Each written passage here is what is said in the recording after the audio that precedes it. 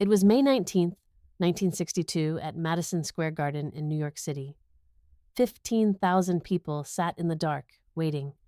The occasion was a birthday fundraiser for President John F. Kennedy, 10 days before his actual birthday, organized by the Democratic Party and attended by the kind of crowd that measured its own importance by who else was in the room.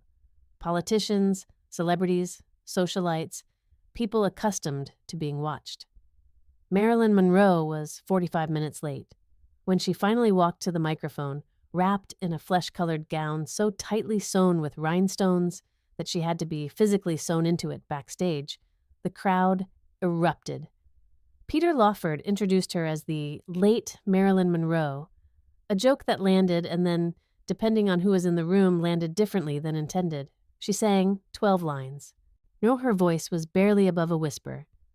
The president laughed, leaned toward a companion, and the photographers caught everything except what was actually happening. 3 months later, she was dead at 36.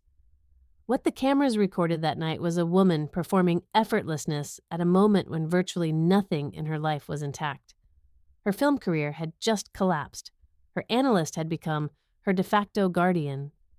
The men in that room who smiled at her would not return her calls in the weeks that followed.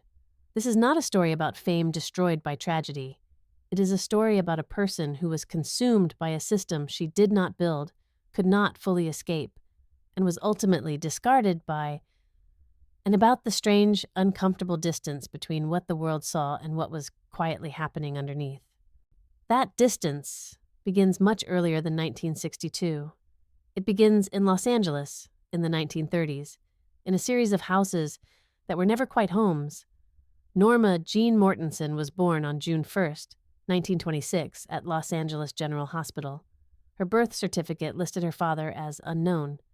Her mother, Gladys Pearl Baker, was a film negative cutter at RKO Studios, a woman who spent her working days handling other people's images and her private life in a state of increasingly fragile psychological stability. Gladys was not absent in the way that is easy to narrate. She was present enough to want her daughter, and unwell enough that wanting her was not sufficient. For the first 7 years of her life, Norma Jean lived with a foster family, the Bolenders, in Hawthorne, California. Albert and Ida Bolender were strict, religious, and not unkind. They provided structure. What they did not provide, and could not have been expected to, was the particular security that comes from being someone's first choice. Norma Jean was a placement, a child assigned rather than chosen. She understood this distinction early in the way that children understand things before they have language for them. In 1933, Gladys Baker managed to purchase a small house in Hollywood and brought her daughter to live with her for the first time. It lasted less than a year. In January 1934, Gladys suffered a complete psychological breakdown, diagnosed at the time as paranoid schizophrenia, and was institutionalized at Norwalk State Hospital. She would spend the majority of the rest of her life in psychiatric facilities. Norma Jean was 7 years old. She watched her mother being carried out of the house, and this is documented. It is not a detail that requires elaboration. What followed was a sequence of placements that the adult Marilyn Monroe would later describe to journalists in varying versions. Some, more dramatic than others, but whose essential texture remained consistent. She moved between households where she was tolerated, occasionally mistreated, and never permanently wanted. Grace McKee, a friend of Gladys's who became Norma Jean's legal guardian, genuinely cared for the child but was managing her own financial instability and could not always provide housing. Between 1935 and 1942, Norma Jean passed through at least 11 different living arrangements, including a period at the Los Angeles Orphans Home Society on El Centro Avenue, an institution she was sent to, not because she had no living relatives, but because the relatives she had were temporarily unable to take her. She knew this. She was told this.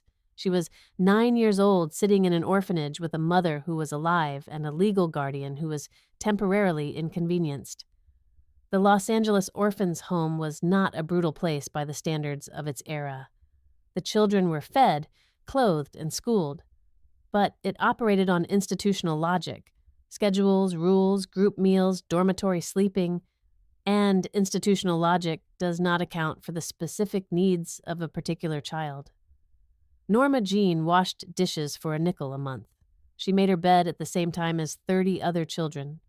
She attended church on Sundays and sat in pews beside people who went home afterward to houses where they were expected.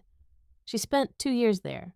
What those years produced, in clinical terms, is something psychologists would later describe as anxious attachment, a pattern in which the expectation of abandonment becomes so thoroughly internalized that the person spends their subsequent relationships simultaneously craving closeness and anticipating its withdrawal.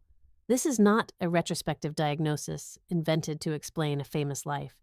It is a pattern that people who knew Monroe in adulthood described repeatedly in letters and memoirs and interviews.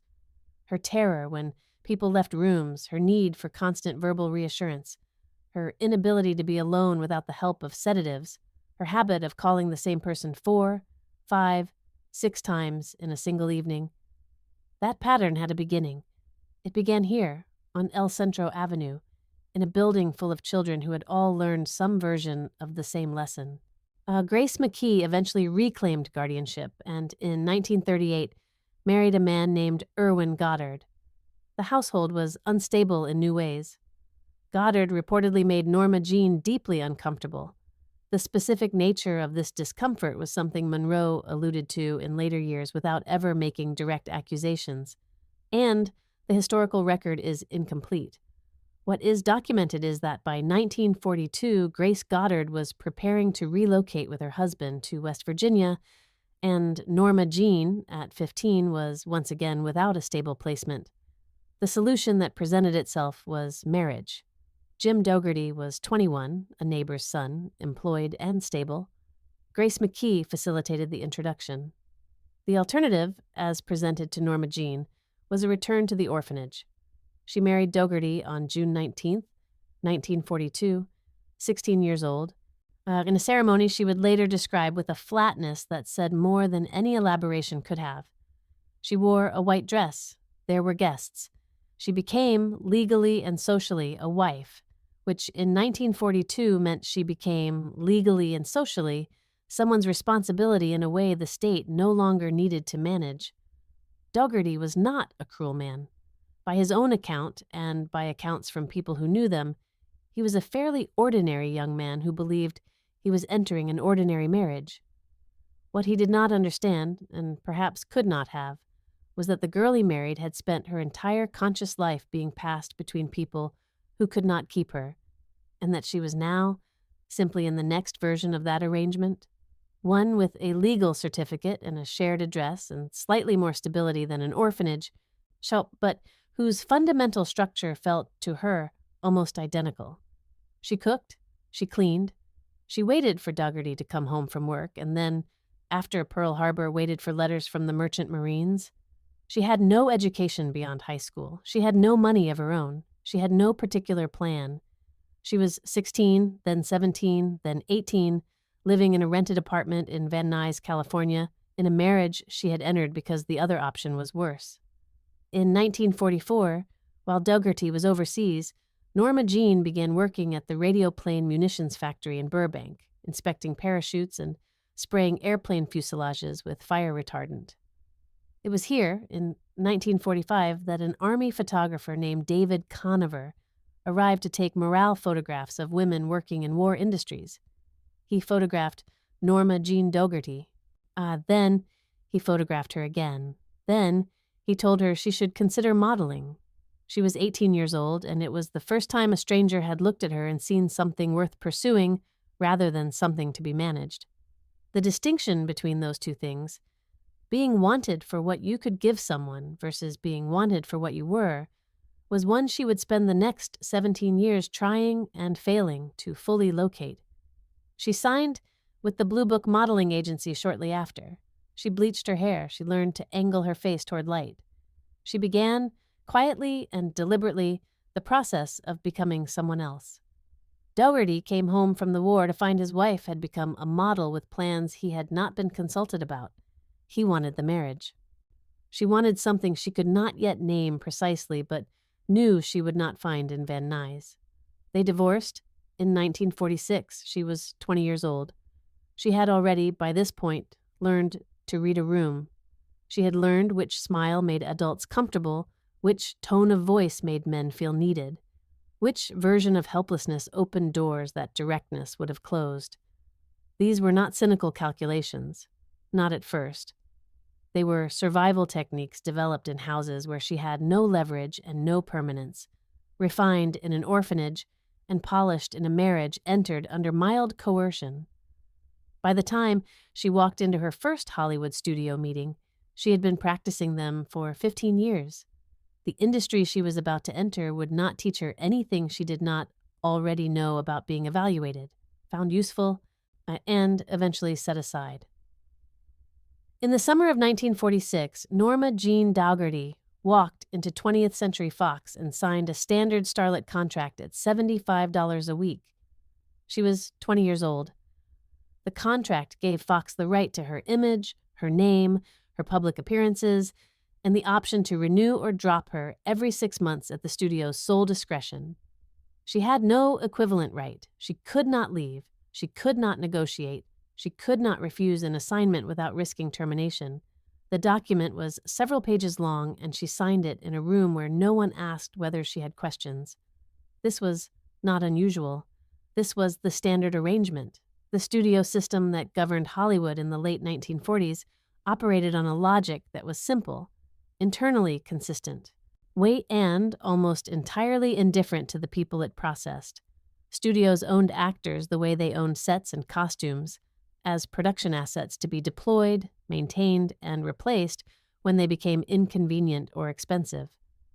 Young women arriving from modeling agencies or talent searches were the cheapest category of asset, abundant, replaceable, and not yet expensive enough to require careful handling. Fox's talent department assessed Norma Jean with the particular efficiency of people who have looked at a great many young women and developed a rapid sorting system. She photographed well. Her measurements were considered ideal for the period. Her voice was soft and her manner was accommodating. These were her professional qualifications. Nobody at Fox during the initial contract period I expressed significant interest in whether she could act. What they were interested in was maintenance. The studio assigned her to its coaching department, where she received instruction in voice, movement, and comportment, not to develop her as a performer, but to standardize her presentation. The goal was not to find out what Norma Jean Dougherty could do. The goal was to produce a product consistent enough to be placed in front of a camera and relied upon to behave predictably. She attended these sessions dutifully, arrived on time, and did what she was told. She also changed her name. The name Marilyn Monroe was selected collaboratively. Monroe came from her maternal grandmother's surname. Marilyn was suggested by the drama coach Lillian Krasner and approved by Fox's publicity department, which found it more euphonious and marketable than Norma Jean Dougherty. The name change was not presented as a creative decision. It was a branding decision made by the studio, and she agreed to it. From that point forward, the studio's correspondence referred to her as Marilyn Monroe. Her own correspondence for years afterward would slip between the two names, signing letters Norma to people she trusted, Marilyn to people she did not. The distinction was not lost on her. She simply had no power to resolve it in either direction. Her first contract with Fox lasted 1 year. In August 1947, the studio declined to renew it. There was no dramatic confrontation, no particular incident cited. The 6-month option review that studios conducted routinely had simply determined that she was not yet worth the continued investment, which she was dropped with the same administrative efficiency with which she had been signed. She was 21 years old and unemployed. What followed was 18 months of the particular precarity that sits just below Hollywood's visible surface, a world of small agencies, bit parts, screen tests that led nowhere, and a social economy in which young women's access to professional opportunities was routinely mediated by men who made their interest in those opportunities contingent on other things. Monroe discussed this period in later interviews with a careful vagueness that communicated more than specificity would have. She attended parties she did not want to attend. She spent time with men she did not particularly like. She understood, with the clarity of someone who had grown up with very little leverage in any room she occupied, what the implicit terms of these exchanges were. In 1948, Columbia Pictures signed her to a 6-month contract, also at $75 a week. The head of Columbia's talent department was Max Arnow. The head of the studio was Harry Cohn, but the person who took the most active interest in Monroe during her time at Columbia was the studio's vocal coach, Fred Karger, with whom she fell seriously in love. A relationship he did not reciprocate with equivalent seriousness, and which ended when he married someone else. She had, by this point, a clear and established pattern of attaching herself with great intensity to men who held some form of professional or personal authority over her, and finding that the intensity was not returned at the same register, Chet Columbia used her in a single film during her contract period, a low-budget musical called Ladies of the Chorus, in which she played a burlesque dancer. She had 2 songs and received 1 positive notice in a trade publication. Columbia dropped her at the end of the 6 months. Cohn, who was known for his assessments of female talent expressed in language that would not be repeated in polite company, had found her insufficiently compliant in ways that had nothing to do with her professional performance. She was 22, had appeared in 1 film that anyone had seen, and had been dropped by 2 studios in 2 years. The next period of her career was managed largely by Johnny Hyde, a senior agent at the William Morris Agency who was 30 years her senior, suffering from a serious heart condition, and deeply in love with her in a way that was professionally useful and personally complicated. Hyde believed in her talent with a conviction that was genuine.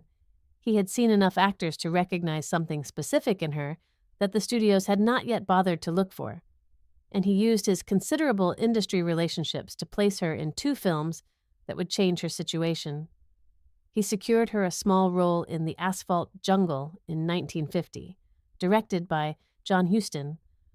The part was minor. She appeared in perhaps 10 minutes of screen time, but the film was serious, Huston was respected, and critics noticed her. Later that same year, Hyde placed her in All About Eve, Joseph Mankiewicz's acidic Hollywood satire, in which she appeared briefly as a young actress navigating a party full of people who considered her decorative.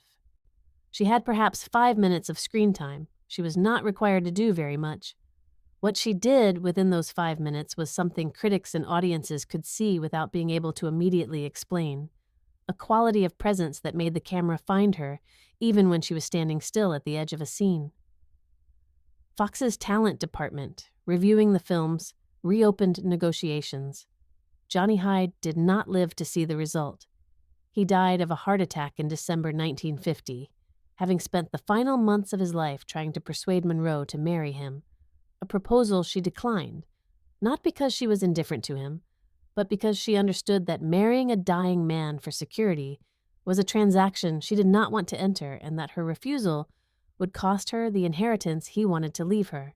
He died without changing his will. She attended the funeral, where his family made clear she was not welcome. Fox signed her to a new contract in 1951. The terms were better than the first, $500 a week, rising incrementally, but the structure was identical. The studio retained all options. She retained none. She was assigned to films in which her function was consistent, to be placed in frame and relied upon to generate a specific audience response that had nothing to do with the words she was given to say. Between 1951 and 1953, Fox put her in 11 films. She was almost never the lead. She played showgirls, secretaries, gold diggers, and decorative companions to male protagonists whose stories the films were actually about. The roles were not without internal craft. She worked on them, prepared for them, took them more seriously than the scripts warranted. But the studio's interest in her craft was minimal. What Fox was managing was a commodity that was appreciating in value, and the studio's priority was to deploy that commodity as frequently as possible before market conditions changed. Gentlemen Prefer Blondes in 1953 made the commodity's value explicit and public. The film was a commercial success. Monroe's performance of Diamonds Are a Girl's Best Friend became one of the most reproduced images of the decade. The studio's publicity department worked the resulting attention with systematic efficiency. Photographs, interviews, a carefully managed public persona that emphasized availability, humor, and an unthreatening sexuality that male audiences found appealing and female audiences were encouraged to find aspirational rather than competitive. Fox paid her $1,400 a week during production. The film grossed millions. She received no percentage. She had, by 1953, become one of the most recognizable women in the world. She had also accumulated no meaningful assets, signed away the rights to her own image, and was contractually prohibited from working for any other studio or in any medium other than film without Fox's explicit written permission. She was 27 years old and employed on terms that had not substantively changed from the document she had signed at 20. The studio had made a great deal of money from her face, her body, and whatever it was she did in front of a camera that made audiences pay attention. It had not made any corresponding investment in the person producing that return. It had not needed to. She had been given no reason to believe she could demand otherwise, and every structural reason to believe that demanding anything at all would result in being dropped, as she had been dropped before, and returned to the 18 months of precarity she had already survived once. She kept showing up on time.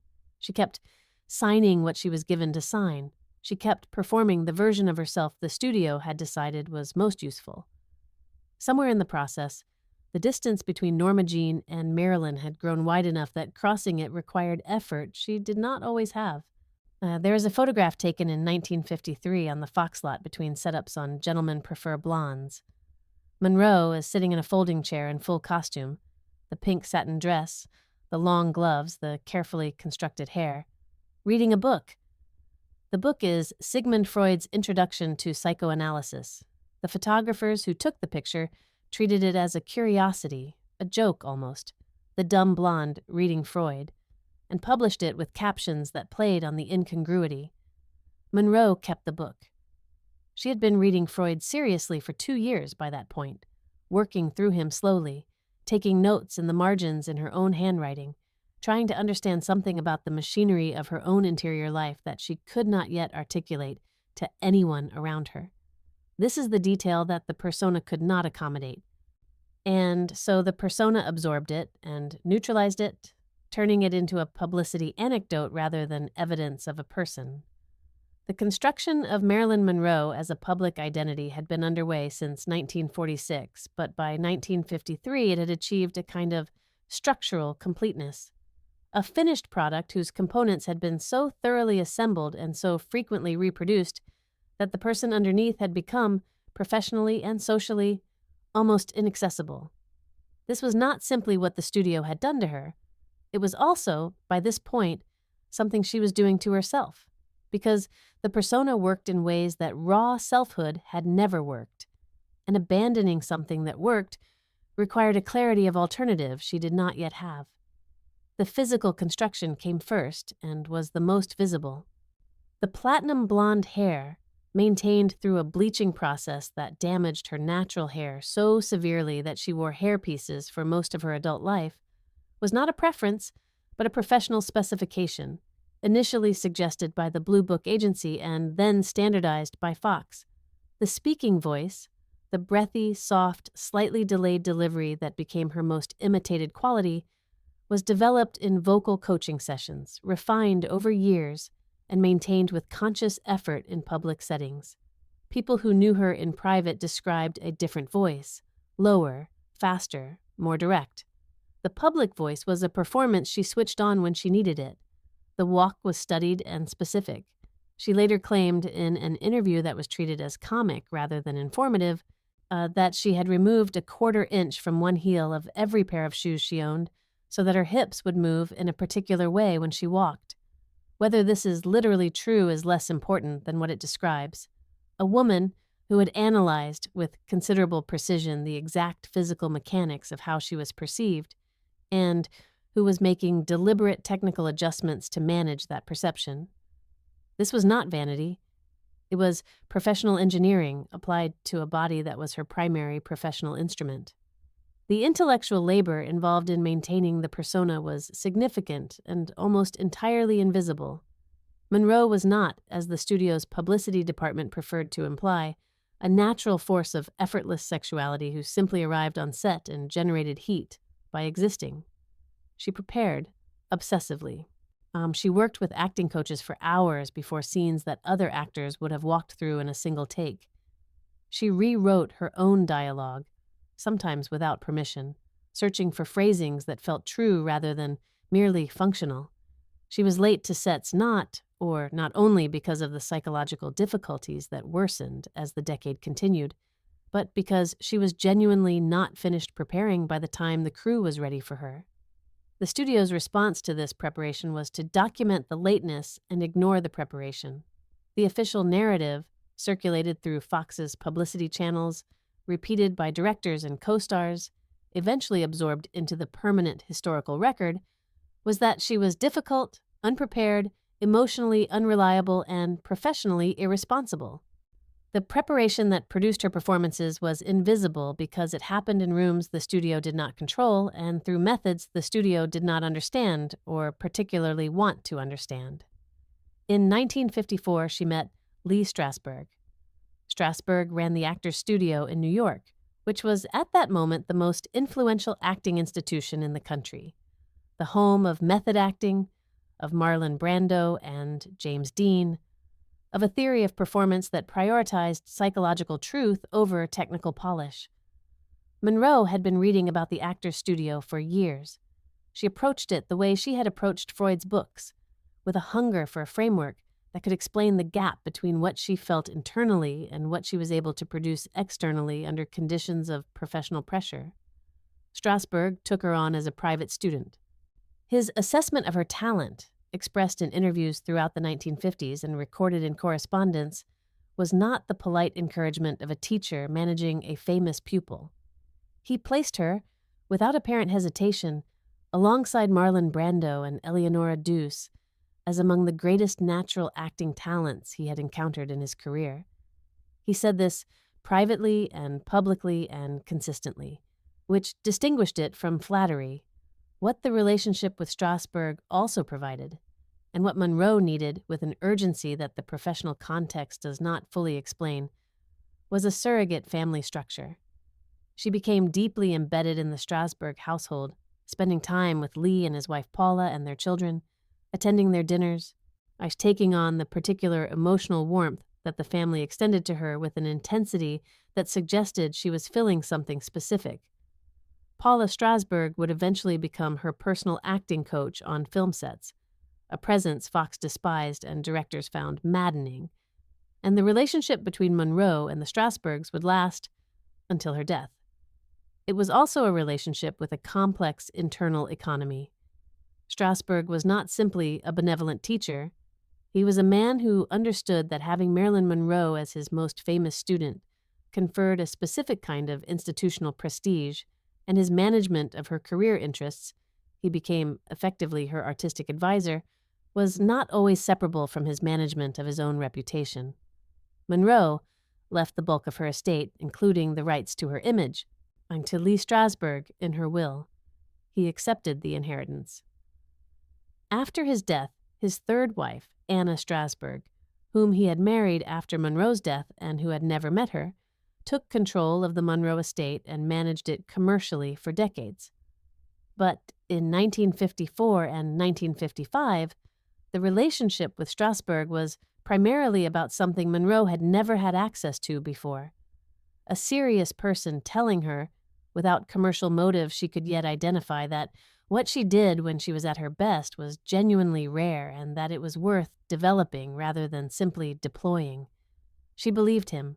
She needed to believe him. The need and the belief were not the same thing, but she did not have enough distance from her own hunger for validation to fully separate them. In late 1954, Fox assigned her to a film called The Girl in Pink Tights, a musical with a script she considered beneath her demonstrated ability and a salary structure she had discovered through conversations she should not have needed to have, was significantly lower than what the studio was paying her male co-stars on comparable productions. She refused to report to the set. Fox suspended her. This was the first time she had refused a direct professional instruction from the studio in 8 years of contractual compliance, and the studio's response was immediate and punitive.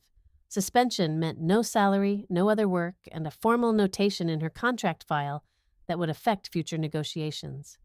She used the suspension to go to New York. In January 1955, Marilyn Monroe appeared at a press conference in New York City to announce the formation of Marilyn Monroe Productions, a production company she had incorporated with her business partner, Milton Green, a photographer she had met and trusted, to give herself the legal capacity to develop and produce her own projects. The announcement was received by Fox with a combination of fury and contempt. The trade press, following the studio's lead, treated it as a vanity project, the blonde actress playing businesswoman. Industry colleagues, most of them male, expressed skepticism in terms that did not conceal the condescension driving it. She had, in fact, identified a genuine legal mechanism. By incorporating a production entity, she could potentially negotiate from outside the existing contract structure in ways her individual status did not permit. It was not a naive gesture. It was not a publicity stunt. It was a strategy developed with legal counsel that Fox found threatening enough to respond to with the seriousness its public dismissal denied. Fox's internal communications from this period, later made available through archives, show a studio that was genuinely uncertain about its legal position and deeply concerned about the precedent Monroe's maneuver might set with other contracted talent. During this New York period, Monroe also began formal psychoanalysis with Dr. Margaret Hohenberg.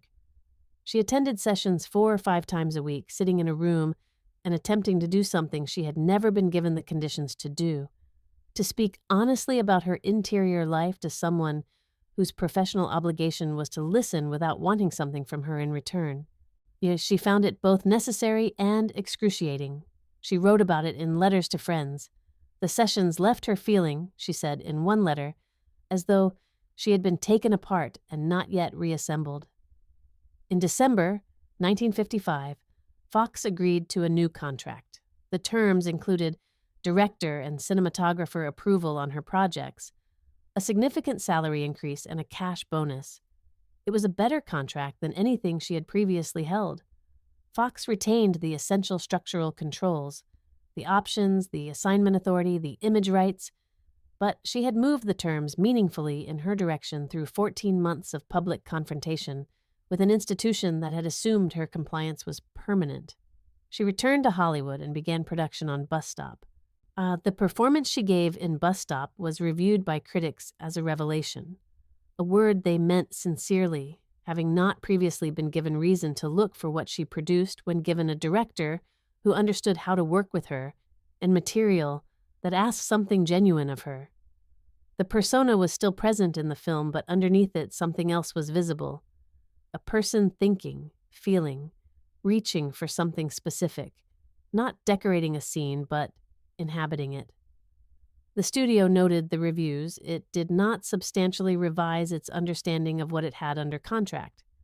The Marilyn Monroe that existed by 1956 was a complete architecture, physical, vocal, behavioral, contractual, that had been built over 10 years through a collaboration between institutional pressure and personal survival strategy, and that had become so thoroughly the public reality that even the people closest to her sometimes lost track of where it ended. She had, in moments of honesty, begun to lose track herself. There were days, she told her analyst, when she could not locate the Norma Jean underneath. Not because Norma Jean had been destroyed, but because the architecture of Marilyn had been built so completely over her that finding the entrance required more energy than she always had available. She kept the Freud in her bookshelf. She kept adding notes in the margins.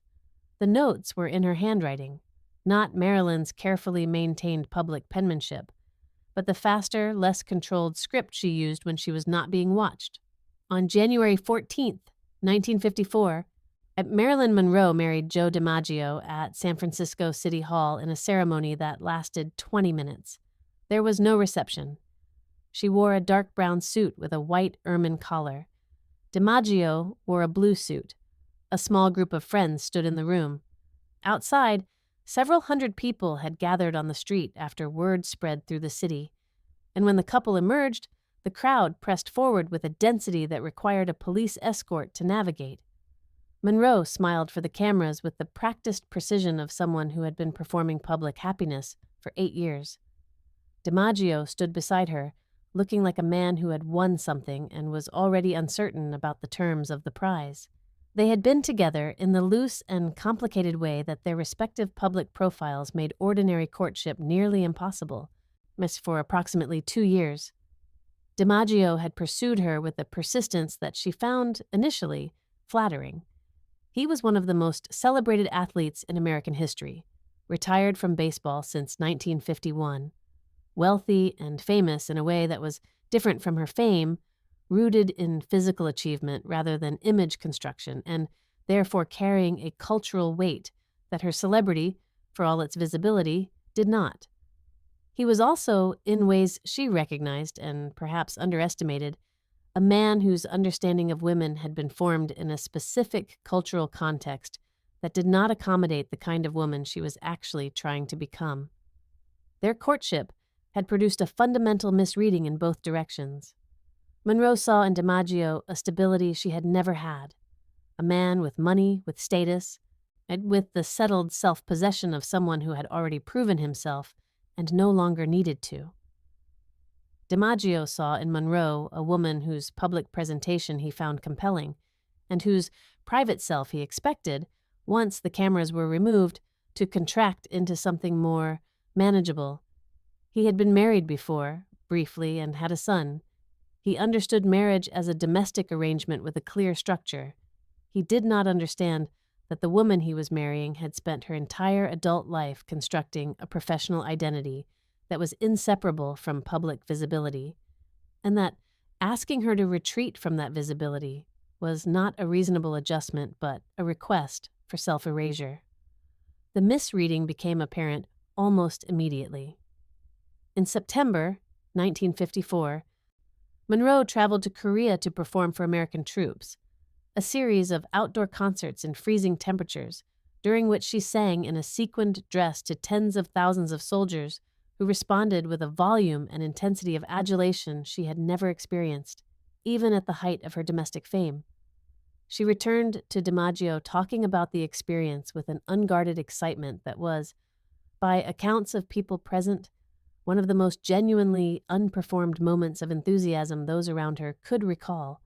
DiMaggio's response, documented in later accounts, was silence and a visible withdrawal that she understood immediately and correctly as jealousy, not of a specific person but of the crowd's claim on her attention, its power to produce in her a happiness he could not replicate in private. The Korea trip clarified something she had been refusing to fully examine. The marriage was requiring her to be smaller than she was. On September 15, 1954, the production of The 7-Year Itch filmed its most famous sequence on Lexington Avenue in New York, the scene in which Monroe stands over a subway grate and her white dress is blown upward by the passing trains below. The sequence was filmed in the early hours of the morning in front of a crowd of several thousand onlookers and dozens of photographers. DiMaggio was present. He stood at the edge of the crowd and watched his wife's skirt blow above her waist, repeatedly, for the benefit of photographers and strangers, while the director Billy Wilder called for additional takes. By multiple accounts from people on the set that night, DiMaggio's expression during the filming was one that those who saw it did not wish to describe in detail. That night, in the hotel room afterward, the neighbors heard what was described as a loud and extended argument. The divorce was filed in October 1954, 9 months after the wedding. Monroe cited mental cruelty. DiMaggio did not contest it. At the courthouse, she wept openly, not by several accounts as a performance, but in the way of someone who had genuinely wanted a thing to work and had watched it fail. DiMaggio, for his part, spent the next 18 years of his life in a state of persistent, documented attachment to her, arranging for flowers to be delivered to her grave 3 times a week for 20 years after her death, a gesture whose devotion and possessiveness were impossible to fully separate. But the marriage had lasted 274 days. What it had established, with a clarity that the subsequent marriage would only deepen, was that the men who pursued Monroe with the greatest intensity were pursuing a specific version of her, one that existed in their imagination, assembled from her public image and their own needs, and that the actual person, encountered in the recurring ordinariness of shared domestic space, was disorienting to them in ways they could not always articulate, but invariably expressed through control, withdrawal, or rage. Arthur Miller was different in kind, if not in essential structure. He was a playwright. Death of a Salesman had made him the most serious American dramatist of his generation, and his reputation rested on intellectual credibility rather than physical achievement or physical presence. He was also, when Monroe encountered him seriously in 1955, a man whose marriage was failing, whose political situation was precarious. The House Un-American Activities Committee had him under scrutiny for alleged communist sympathies, and who found in Monroe something that surprised him and that he would spend years afterward trying to accurately describe in notebooks and essays and, eventually, in a thinly veiled play that put her on stage after she was dead. Their relationship moved through 1955 and into 1956 with the particular intensity of 2 people who had each decided the other represented a solution to a problem they had not been able to solve alone. Miller told people, privately, that Monroe was the most alive person he had encountered, that she had an emotional directness and a perceptual acuity that most people he knew had been educated out of. Monroe told her analyst that Miller made her feel, for the first time, like her intelligence was not an inconvenience. She converted to Judaism for him. She sat with a rabbi for months learning the prayers and the history and the obligations. This was not a casual gesture. It required time, study, and a deliberate decision to affiliate herself with a tradition and a community for the sake of a relationship she believed was permanent. Miller's family received her conversion with a warmth that was genuine and that she found in the domestic gatherings at his parents' home in Brooklyn, something resembling the family texture she had spent her life without. They married on June 29, 1956. Within weeks, they were in England for the production of The Prince and the Showgirl, Monroe's co-production with Laurence Olivier, one of the first projects developed under the banner of Marilyn Monroe Productions. The working relationship with Olivier was a disaster of a specific and illuminating kind. Olivier was a classically trained technician who believed that acting was a craft of external precision. That performance was assembled from the outside in through physical and vocal control. Monroe worked from the inside out through emotional memory and psychological excavation, and required conditions of patience and psychological safety that Olivier found baffling and professionally insulting. He told her, early in production, to simply be sexy. She stopped trusting him immediately. Paula Strasberg's presence on set, which Monroe had insisted on contractually, became the focal point for Olivier's frustration and the crew's resentment, and Monroe's increasing lateness and pill dependency during the production created an atmosphere that the surviving accounts describe with a consistent weariness. What was happening simultaneously in the marriage was quieter and took longer to become visible. Miller had brought a notebook to England, a private journal in which he recorded his observations about the production and about Monroe. During filming, Monroe found the notebook and read it. What she found was an entry in which Miller had written something she interpreted, and which, by surviving accounts, she was not wrong to interpret, was as a statement of disappointment, a suggestion that he had expected her to be stronger than she was, that her vulnerability, which he had initially found compelling, had become, in the domestic reality, a burden he had not fully anticipated. She told her press agent, Rupert Allen, what she had found. She told him she felt as though the floor had disappeared. She did not confront Miller directly or not immediately, because she had learned long before that confronting people directly on the evidence of your own hurt produced, most often, a version of events in which your hurt was the problem rather than the thing that caused it. The production finished. They returned to New York. She became pregnant and miscarried. She became pregnant again and miscarried again. The medical particulars of Monroe's reproductive history, she suffered at least 3 miscarriages and possibly more, connected in part to endometriosis she had been managing since her teens, were not publicly known during her lifetime and were managed with the particular silence that surrounded women's medical experiences in that era. She wanted children with a longing that people close to her described as one of the most unguarded things about her. Each pregnancy and each loss happened inside a marriage that was becoming, by degrees, a performance of stability neither of them could sustain. Miller wrote The Misfits for her. It was a genuine act of creative attention, a screenplay built around his understanding of who she was, what she could do, what she needed from material to produce her best work. It was also, but in ways that would become clear during production in the Nevada desert in 1960, a document of his perception of her rather than a portrait of her perception of herself. The character of Rosalind, who is tender and lost and in need of rescue, was assembled from Miller's observations of his wife.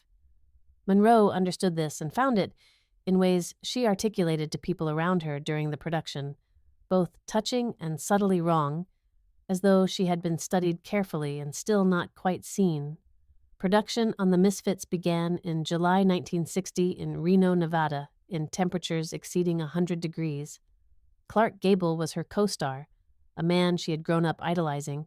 She had, as a child in foster care, told people that Gable was her father, a fantasy she had constructed and maintained for years. Montgomery Clift, a fragile and struggling with his own chemical dependencies after a catastrophic car accident, was also in the cast. The conditions on set were brutal, the heat, the logistical complexity, Monroe's escalating barbiturate dependency, her worsening insomnia, and production was halted for 2 weeks in August when she was hospitalized at Westside Hospital in Los Angeles. When she returned to the Nevada set, it was visibly different. Clark Gable, a man of considerable personal discipline, watched her arrive for scenes hours late and required dozens of takes for dialogue she could not retain, and said, in accounts from people present, very little. He died of a heart attack 10 days after the film wrapped. His widow, Kay Gable, made a public statement in which she attributed his death partly to the stress of the production and partly to Monroe's behavior on set. The statement was widely reported.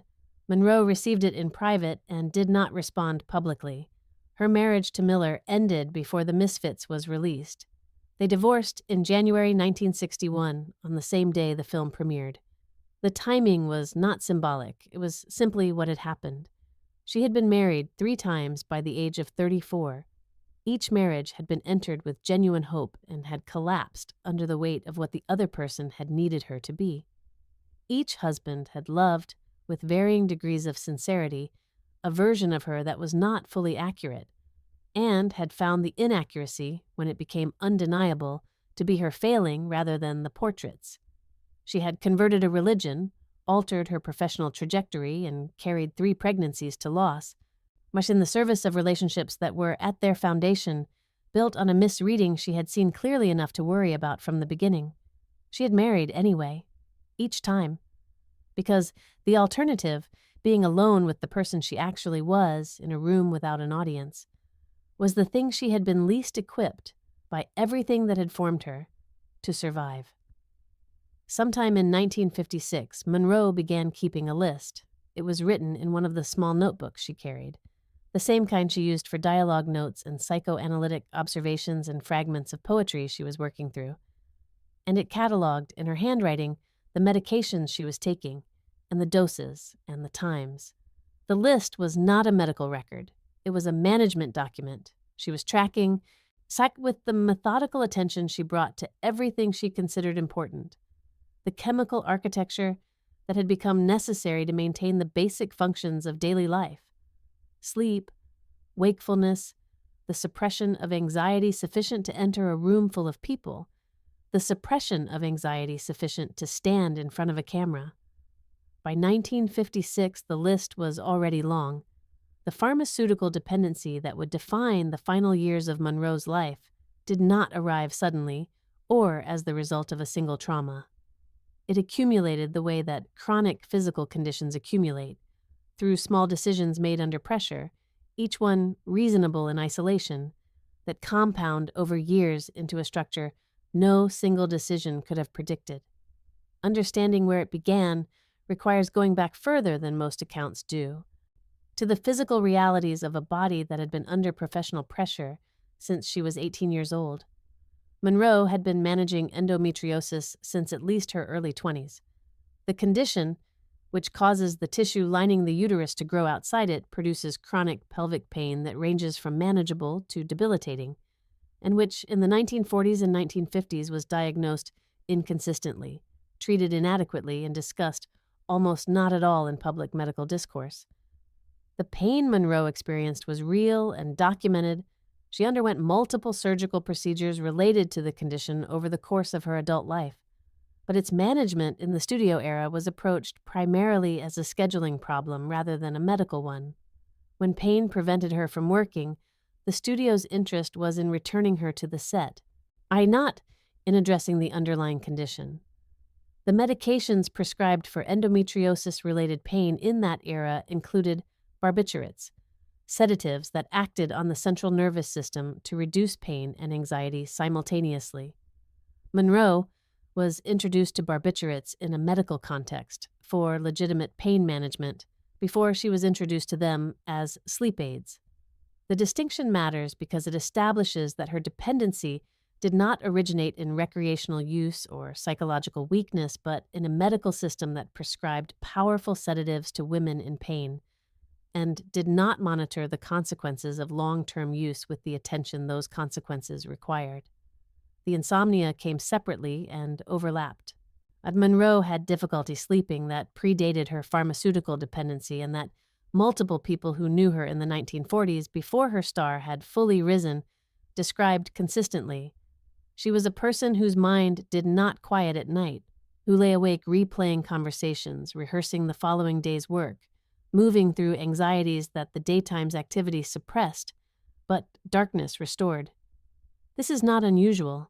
It became medically significant when the professional pressures of her career created conditions in which adequate rest was not simply a matter of personal comfort, but a professional requirement, and when the gap between the rest she naturally achieved and the rest her schedule demanded became wide enough to require pharmaceutical bridging. By the early 1950s, she was taking Nembutal to sleep. A Nembutal is a barbiturate, chemically related to the medications she was already taking for pain, acting through the same mechanisms, carrying the same dependency risks. She was also taking Benzedrine, an amphetamine, to function during the days that followed the Nembutal nights. The cycle that this combination created, sedation at night, chemical stimulation during the day, is one that medical literature from the subsequent decades would identify as a pattern of particular danger because each medication's effect partially requires the other, and because the body's tolerance for both increases over time, requiring larger doses to achieve the same results. In 1954, her physician, Dr. Elliott Corday, expressed concern about her drug intake in a consultation that Monroe discussed with at least one friend. She reduced her intake for a period and then, under the pressures of the DiMaggio marriage and the production schedule Fox was maintaining, increased it again. This pattern, reduction followed by return to previous levels followed by escalation, would repeat throughout the decade. The professional conditions that drove the pharmaceutical dependency were not separable from the dependency itself. Monroe was expected to perform at a level of physical and psychological consistency that her actual neurological and physical state increasingly could not support without chemical assistance. She was expected to appear on set looking as she looked in the photographs, a standard of physical presentation that required hours of preparation even when she was healthy. And that became, as her health declined, it is something she could only approach through a combination of stimulants, cosmetics, and sheer willpower. The lateness that directors and studios documented as irresponsibility was, in significant part, the time required to chemically and physically assemble the Marilyn Monroe that the camera required from a body that was, by the late 1950s, not reliably capable of producing it without help. The miscarriages wove through all of this. The first documented miscarriage occurred in 1956 during the early months of her marriage to Arthur Miller, while she was in England filming The Prince and The Showgirl. The medical details were kept private at the time, and Monroe did not discuss the loss publicly during her lifetime. What people around her described was a woman who, in the days following the miscarriage, moved through the production schedule in a state of suppressed grief that those who knew what had happened found painful to witness. She appeared on set. She hit her marks. She took her sedatives at night and her stimulants in the morning, and she did not mention, in any of the available accounts from that period on set, what she had just lost. The second miscarriage was an ectopic pregnancy in 1957, which required emergency surgery and from which she recovered in a New York hospital while the press was managed with the information that she had undergone a routine gynecological procedure. An ectopic pregnancy is not routine. It is a life-threatening condition in which a fertilized egg implants outside the uterus requiring surgical intervention to prevent rupture. Monroe was 31 years old and had now lost 2 pregnancies in the space of a year, in a body complicated by endometriosis and chronic barbiturate use, inside a marriage that was becoming progressively less stable. The medical staff at Doctors Hospital in New York noted that she was sleeping with particular difficulty during her recovery, requiring higher doses of sedative than they would typically have administered to a patient in her situation. She recovered and went home, and Miller wrote in his notebook, and she did not yet find the notebook. A third pregnancy ended in miscarriage in December 1958, during the production of Some Like It Hot. This loss was the one that people closest to her described as having a different quality from the previous ones. Not more painful necessarily, but more definitive. She was 32. The endometriosis was worsening. The surgical interventions required to manage it were, according to medical opinions she received, reducing the likelihood of a successful subsequent pregnancy with each procedure. She did not tell the production. She returned to work. Billy Wilder, who was directing Some Like It Hot, had been informed by the studio of Monroe's general instability, but not of the specific medical situation, and his accounts of her behavior during that production, the extreme lateness, the inability to retain dialogue, the dozens of takes required for single lines, are among the most frequently cited evidence of her professional deterioration. They are also a record, viewed from a different angle, of a woman working through acute grief and physical recovery while producing what would become, by critical consensus, one of the finest comic performances in American film history. She required 47 takes to deliver the line, "Where's the bourbon?" a line of 4 words that Wilder and the crew found, after the 20th take, to be an almost incomprehensible professional failure. What the 47 takes record, if you know what was happening to her body and her marriage and her reproductive future during those weeks, is something closer to the opposite of failure. The physical toll of this period was visible in the photographs, if you knew to look for it. Between 1955 and 1960, her face changed in ways that went beyond normal aging. A puffiness around the eyes that barbiturate users develop, a slight softening of the jawline, a quality in her gaze during unguarded moments that photographers sometimes captured between the posed shots and that editors consistently chose not to publish. She gained and lost weight in patterns that her studio contracts required her to manage with a precision that her chemical intake made increasingly difficult to maintain. Fox had clauses in her contracts specifying weight ranges. She knew the numbers. She managed to them, mostly at costs that were not reflected in the production budget. By 1959, she had been using barbiturates continuously for approximately a decade. The physical dependency was complete in the clinical sense. Her body required the medication to function normally, and withdrawal produced symptoms severe enough that unmanaged cessation was medically dangerous. She understood this. She was not naive about what had happened to her body. The notebooks from this period contain entries in which she recorded her drug intake with the same systematic attention she had brought to the list in 1956. The numbers, larger now, the intervals shorter, the annotations beside each entry, occasionally noting that the dose had not produced the intended effect and that she had supplemented it. The supplementation was the most dangerous phase. When a dose of Nembutal no longer produced sleep, the medically unsupervised response, the response available to a person managing their own pharmaceutical intake without consistent clinical oversight, was to take more. Monroe was receiving prescriptions from multiple physicians simultaneously by the late 1950s, a practice that was not illegal in that era and that several of her doctors either did not know about or did not address directly. She was also receiving medications from sources outside the formal medical system, through connections in the entertainment industry where pharmaceutical circulation was considerably less regulated than the official record suggests. In February 1961, following the completion of The Misfits and the finalizing of her divorce from Miller, Monroe was admitted to the Payne Whitney Psychiatric Clinic in New York, under the care of Dr. Marianne Criss, her then-current analyst. The admission was presented to Monroe as a rest facility, a place where she could recover from the accumulated pressures of the preceding year. What she found when she arrived was a locked psychiatric ward, and she was placed in a room with a glass-walled observation panel and no exterior window. She was not permitted to leave. She spent 4 days attempting to communicate to the staff that she was not psychotic, that she was exhausted and chemically dependent and grieving, conditions that required rest and medical management rather than psychiatric confinement, and found that her communications were absorbed into the institutional framework of the ward without producing the response she was requesting. She broke a window in her room. She wrote frantic letters. She called Joe DiMaggio, who was the person, among all the people in her life at that point, she felt most likely to actually do something. DiMaggio flew to New York and demanded her release. The clinic, facing pressure from a man who was not her legal next of kin but who was Joe DiMaggio and was standing in their lobby, transferred her to Columbia Presbyterian Medical Center, where she spent 3 weeks in a private room under more conventional medical care. DiMaggio visited every day. He brought food.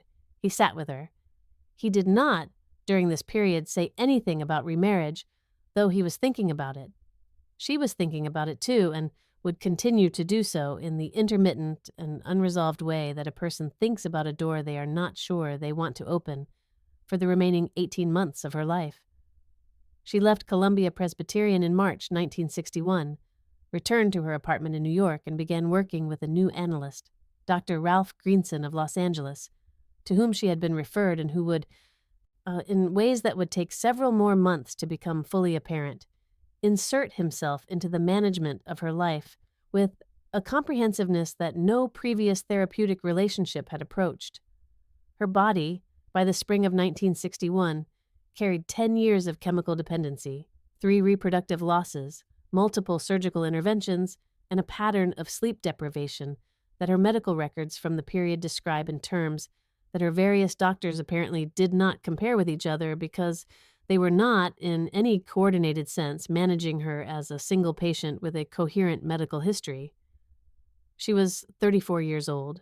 She looked, in the photographs taken that spring in New York, candid ones, not the studio-lit portraits, like a person who had been somewhere difficult and had not fully returned. In the spring of 1955, while Fox was publicly dismissing Marilyn Monroe Productions as a publicity stunt and privately drafting legal responses to its incorporation, Monroe was sitting in a Manhattan law office reviewing documents with a specificity that surprised the attorneys in the room. She had questions about subsidiary rights. She had questions about the assignment clauses in her existing Fox contract and whether the formation of an independent production entity created any leverage in their renegotiation. The attorneys answered her questions. One of them, in a letter to a colleague written shortly after the meeting, noted that she understood the contractual architecture of her situation with a precision that her public persona had given no one reason to expect. This detail did not make it into the press coverage of Marilyn Monroe productions. The press coverage concentrated on the photographs. Monroe in New York, Monroe at parties, Monroe looking luminous and slightly improbable against the gray winter city. The substance of what she was attempting legally and professionally was not considered the interesting part of the story. The interesting part, to the trades and the columnists and the studio's publicity apparatus, was the spectacle of a blonde actress declaring independence from the system that had made her.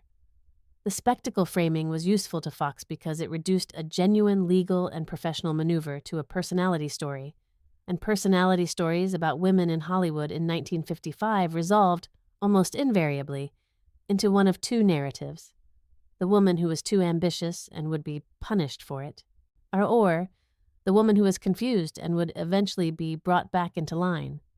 Fox was patient. It had seen both narratives play out before. What Fox had not fully calculated was the 14 months Monroe was prepared to sustain the standoff. During the suspension period, while receiving no salary and forbidden by contract from working for any other studio, Monroe maintained herself financially through the partnership with Milton Green, who had invested his own money in Marilyn Monroe Productions, and whose resources, while not unlimited, were sufficient to fund the New York period. She lived modestly by the standards her public profile implied: a small apartment, limited staff, the reduction of certain expenses she had previously maintained as professional necessities. She attended the actor's studio. She read, and she went to her analyst 4 times a week. She did not, in any of the documented accounts from this period, behave like a person who was waiting to be rescued.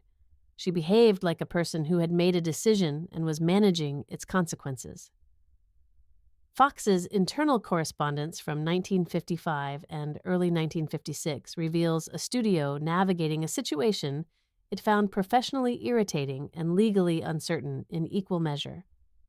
Monroe's contract contained provisions that her attorneys argued were unenforceable under California labor law as it then stood, and Fox's legal team was not entirely confident in their counterarguments. The studio was also aware, though it expressed this awareness in the circumspect language of business correspondence rather than the direct language of concern, that Monroe's commercial value was continuing to appreciate during the suspension. The films she had made before the standoff were still in circulation. Her image was on magazine covers across the country. Fox was in the position of publicly punishing an asset whose value its punishment was doing nothing to diminish. The new contract signed in December 1955 gave Monroe director approval, cinematographer approval on projects she originated, a salary of $100,000 per picture, and a cash bonus of $100,000. It was the best contract any actress had negotiated with a major Hollywood studio in the sound era to that point. Fox's negotiators agreed to it because the alternative, continued standoff, potential legal challenges to the existing contract, and the possibility of losing Monroe to a competing studio or to independent production entirely, was worse than the concession. The industry's response to the new contract was to largely ignore its terms and concentrate on Monroe's return to the studio lot as a narrative of reconciliation the prodigal actress welcomed back. The specific contractual victories were not reported with anything approaching the coverage given to Monroe's departure from the studio 14 months earlier. This was not accidental. The story of a woman winning a professional dispute with a major studio on legal and financial grounds was not a story that the entertainment press of 1956 was structurally equipped to tell, and the studio had no interest in publicizing a concession it had been compelled to make. Monroe understood the gap between what had happened and how it was being reported. She mentioned it in at least 2 documented conversations from early 1956, once to her publicist and once to Arthur Miller, with a flatness that suggested she had expected the gap and was neither surprised nor primarily concerned with correcting it. The contract existed. The terms were written. What the press chose to emphasize was not something she could manage. Production on Bus Stop began in February 1956. The director was Joshua Logan, who approached Monroe with a patience and a genuine curiosity about her working method, that produced conditions significantly different from those she had experienced on previous Fox productions. Logan allowed Paula Strasberg on set without the hostility that other directors had shown, worked around Monroe's preparation requirements rather than against them, and described the experience of directing her in interviews afterward with a specificity that made clear he had been paying attention to something most directors had been too frustrated to see. The performance Monroe gave in Bus Stop, as Cherie, a faded saloon singer with dreams of Nashville, was reviewed in terms that separated it from anything she had previously been asked to do. Critics who had spent years treating her as a physical phenomenon wrote about the film as though they were encountering a different person. The studio's response to the reviews was to schedule her next production, The Prince and the Showgirl with Laurence Olivier, before Bus Stop had finished its theatrical run. There was no discussion in Fox's internal communications about what kind of material might best develop what Logan and the critics had identified. The question of what Monroe was capable of when given appropriate conditions was not, in Fox's production planning, a relevant variable. The relevant variables were her commercial value, the availability of co-stars who could anchor international distribution, and the contractual obligations of Marilyn Monroe Productions, which was co-producing The Prince and the Showgirl, and whose involvement created its own scheduling constraints. The production of The Prince and the Showgirl in England during the summer of 1956 has been documented extensively from multiple perspectives: Olivier's, the crew's, Monroe's press agents, and eventually Monroe's own, through letters and recorded conversations from the period. What emerges from the aggregate of these accounts is not a simple story of a difficult actress disrupting a professional production, though that is the version that has most persistently circulated. It is a story of a fundamental incompatibility between two working methods that neither party had the willingness or perhaps the capacity to bridge. Olivier's method required precision. Marks hit, lines delivered at consistent rhythms, the technical elements of performance locked in early so that the collaborative machinery of filmmaking could proceed with predictability. Monroe's method required trust, psychological safety, and the freedom to reach for something emotionally real rather than technically correct, which meant that her best takes were often not her first takes and were frequently not the takes that matched the established technical parameters of a given shot. These are not irreconcilable approaches to acting in the abstract. They became irreconcilable in practice because Olivier did not believe Monroe's approach was an approach. He believed it was an absence of discipline, a professional failure dressed up in the language of the actor's studio. And he communicated this belief to her, directly and indirectly, with a consistency that destroyed whatever working trust might have been possible between them. The moment most frequently cited from the production is small and exact. Monroe arrived on set one morning having achieved, through whatever interior process she used, a genuine emotional state that she was prepared to bring to the scene they were filming. She was late, as she regularly was. Olivier, who had been waiting with the crew, greeted her arrival with the instruction, "Be sexy, Marilyn."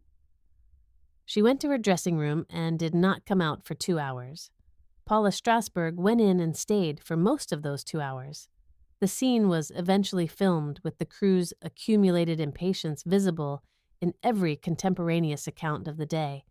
What nobody recorded was what was said in the dressing room, or what Monroe had been holding when she arrived on set before Olivier's instruction dissolved it.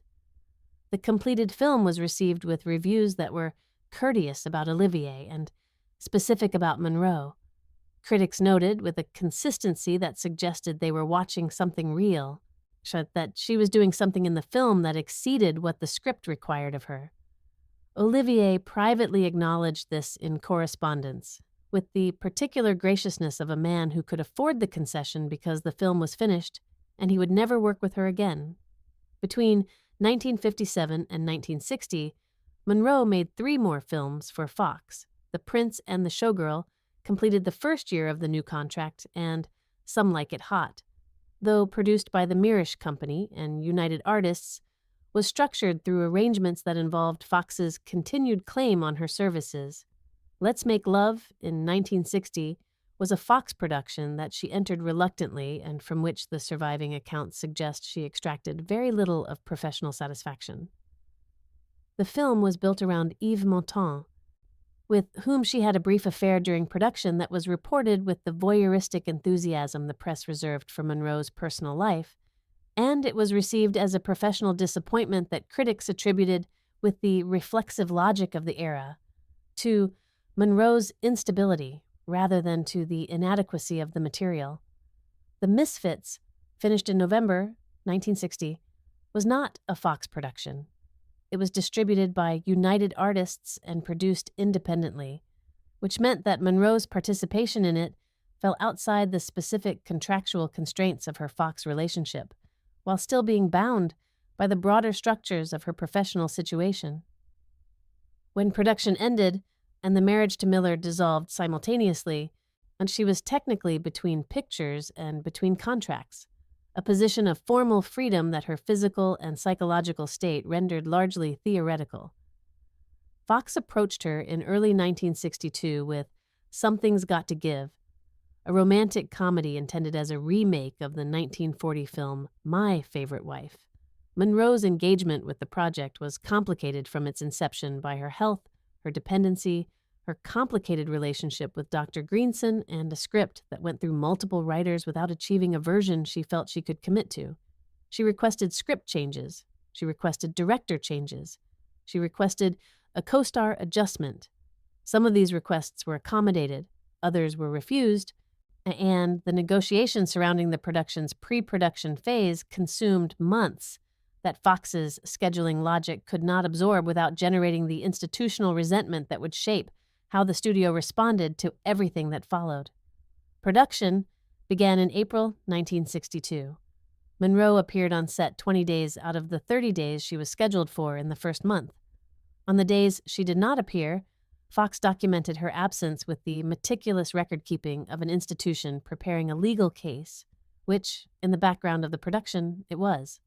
She was sick, genuinely and demonstrably sick.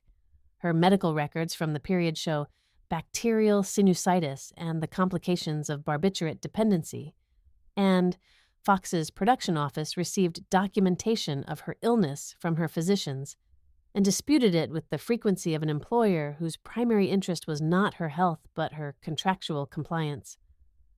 On May 19, 1962, she left the production to fly to New York for the Kennedy birthday fundraiser at Madison Square Garden. Fox had refused her request to attend. She attended anyway. When she returned to the production the following week, the studio's response was to place her on formal suspension and begin preparing termination documentation.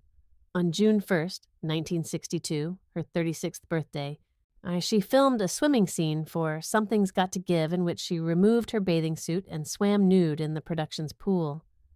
The photographs from that day, taken by multiple photographers who had been admitted to the set, show a woman who was thin in a way that her physician's records confirm was connected to her drug intake, smiling with an ease that the witnesses present described as genuine.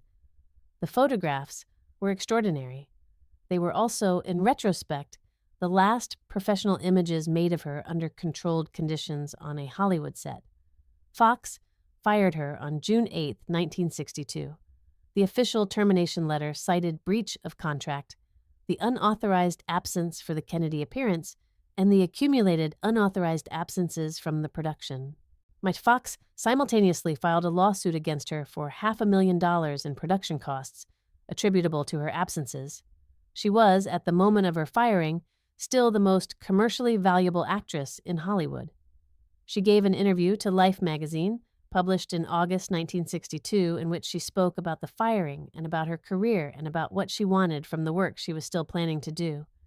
She was direct in the interview in ways she was rarely direct in public, precise about Fox's behavior, specific about the gap between how she had been treated and how she believed she should have been treated. The journalist who conducted the interview, Richard Merriman, later described the conversation as one of the most coherent and self-aware professional assessments he had conducted with anyone in his career. The interview was published 6 days after her death. Fox reinstated her contract the day before she died, having determined that the lawsuit and the termination were producing worse publicity than the alternative. The reinstatement letter was drafted on August 3, 1962. It was never delivered. Ralph Greenson met Marilyn Monroe for the first time in late 1960, introduced through a referral chain that connected her previous analyst, Dr. Marianne Criss, to the Los Angeles psychiatric community in which Greenson was among the most prominent figures.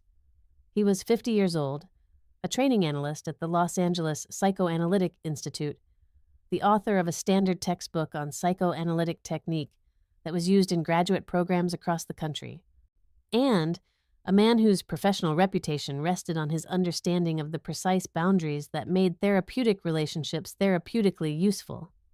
He was also, by the accounts of colleagues who knew him during this period, a man who found Monroe's case compelling in ways that exceeded the clinical. The initial sessions were conducted along conventional lines, Monroe attending Greenson's office on Roxbury Drive in Beverly Hills, lying on the analytic couch, speaking freely while Greenson listened from the chair behind her head. She attended with the same intense commitment she had brought to her work with previous analysts, 4, 5, sometimes 6 sessions a week, filling the sessions with the accumulated material of a life she had never had adequate conditions to examine. Greenson's clinical notes from this period, portions of which have been discussed in psychiatric literature and biographical research, suggest that he understood her situation with considerable sophistication. Her early abandonment, her dependency patterns, the pharmaceutical dependency, the way her professional persona had colonized her interior life, and that his initial formulations of her psychological situation were not far from what serious clinical work on her case would have produced. What happened subsequently was not instantaneous. It developed through decisions that each had a rationale in isolation, and that accumulated over approximately 18 months into something that had no rationale in the psychoanalytic literature Greenson himself had written. The first departure from conventional practice was the home visits, as Greenson began conducting sessions at Monroe's apartment when her condition on particular days made travel to his office difficult. This is not, in itself, unusual. Analysts working with severely impaired patients do conduct sessions outside the consulting room under specific conditions. What distinguished Greenson's home visits from this clinical practice was their frequency and their character. The sessions conducted at Monroe's apartment were not always formal analytic hours. They were, by Monroe's own accounts and letters, and by the accounts of household staff who observed them, extended conversations that moved between analytic content and the texture of ordinary companionship. Greenson, staying for meals, remaining for hours beyond the formal session time, becoming a presence in her domestic life that was not separable from his therapeutic function. The second departure was the introduction of his family. Greenson began bringing Monroe to his home on Franklin Street in Santa Monica, a house he shared with his wife Hildy and their 2 adult children, Joan and Daniel. Monroe attended dinners at the Greenson household with increasing frequency throughout 1961. She became close to Joan Greenson, who was in her mid-20s, and the relationship had the quality, from Monroe's perspective, of a sibling connection she had never had. She referred to the Greenson family in letters as her family, with a sincerity that makes the letters uncomfortable to read once you understand the structural context in which the relationship was developing.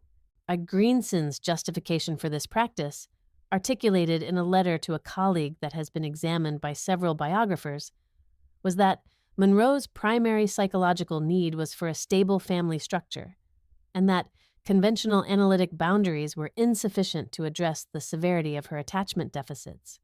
He believed, and continued to believe until her death, that what she needed was not the formal relationship of analyst and patient, but something more resembling what he called a corrective emotional experience, a sustained, reliable human connection that would demonstrate through repeated evidence that people did not inevitably leave.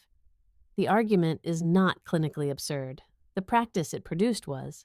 By 1961, Greenson was managing Monroe's medication in coordination with her internist, Dr. Hyman Engelberg, determining which sedatives she took at what doses and on what schedule. He was also, by degrees that are difficult to trace precisely in the surviving record, managing her social connections. He expressed concern about certain relationships he considered destabilizing and encouraged her to reduce contact with people he identified as harmful to her psychological progress. Some of these assessments were defensible. There were people in Monroe's life whose interest in her was extractive in ways that Greenson could observe from his clinical position, and she could not always see from within. Others were more ambiguous. What is documented is that Monroe's social world contracted significantly during the period of her most intensive work with Greenson. Our friends who had known her since the early 1950s found their access to her reduced. Visits that had previously been easy became complicated by scheduling considerations. Phone calls that Monroe had previously returned quickly became unreturned for days. Some of these friends attributed the contraction to her deteriorating health and pharmaceutical dependency, which genuinely made sustained social connection more difficult for her. Others attributed it to Greenson's influence, and several expressed this attribution in letters and memoirs written after her death with a directness they had not felt able to exercise during her lifetime. In late 1961, Greenson recommended that Monroe move from New York, where she had lived for most of the preceding 6 years, back to Los Angeles. The rationale he gave her was therapeutic. She needed stability, and stability required proximity to the consistent support structures he was providing. Monroe had complicated feelings about Los Angeles. She had spent her childhood there in conditions she found it difficult to revisit. New York had represented, during the years she lived there, a version of herself that was not entirely defined by Hollywood's claims on her. She had friends in the city who knew her as Norma Jean as much as Marilyn, had attended the actor's studio, had walked streets where she was sometimes not recognized, and had found the anonymity not lonely, but clarifying. She moved back to Los Angeles in early 1962. In February 1962, following Greenson's recommendation, she purchased a house in Brentwood, a small Spanish colonial revival property at 12,305 Fifth Helena Drive. It was the first house she had ever owned. The purchase was managed with the assistance of Greenson and Pat Newcomb, her publicist, and the property required significant renovation before it was habitable. Monroe engaged in the renovation with the absorbed attention she brought to things she considered genuinely hers, selecting tiles, consulting on the garden, acquiring furniture that she described in a letter to a friend as things she had chosen herself rather than things that had been assigned to her. The house had a small guest cottage that Eunice Murray, a housekeeper recommended to Monroe by Greenson, occupied from the beginning. Eunice Murray was 60 years old, a small, efficient woman who had worked in psychiatric support contexts before entering domestic service. Her connection to Greenson was not incidental. She had worked with families of his other patients, and Greenson trusted her. Murray's role in Monroe's household expanded from housekeeper to something that contemporaneous accounts describe with varying degrees of directness as a supervisory function. She was present in the house when Monroe was present, reported to Greenson on Monroe's condition and behavior with a regularity that exceeded what a housekeeper's normal relationship with an employer's physician would involve, and had, by several accounts, a key to the house and access to Monroe's bedroom that was not typical of a domestic employee. Monroe's awareness of Murray's reporting function was, in the surviving record, unclear and possibly variable.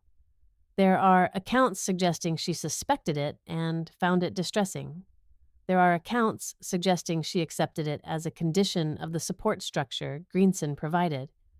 The two possibilities are not mutually exclusive. A person can simultaneously suspect surveillance and be too dependent on the relationship providing it to fully confront what the surveillance means. By the spring of 1962, Greenson was seeing Monroe daily, not in formal sessions.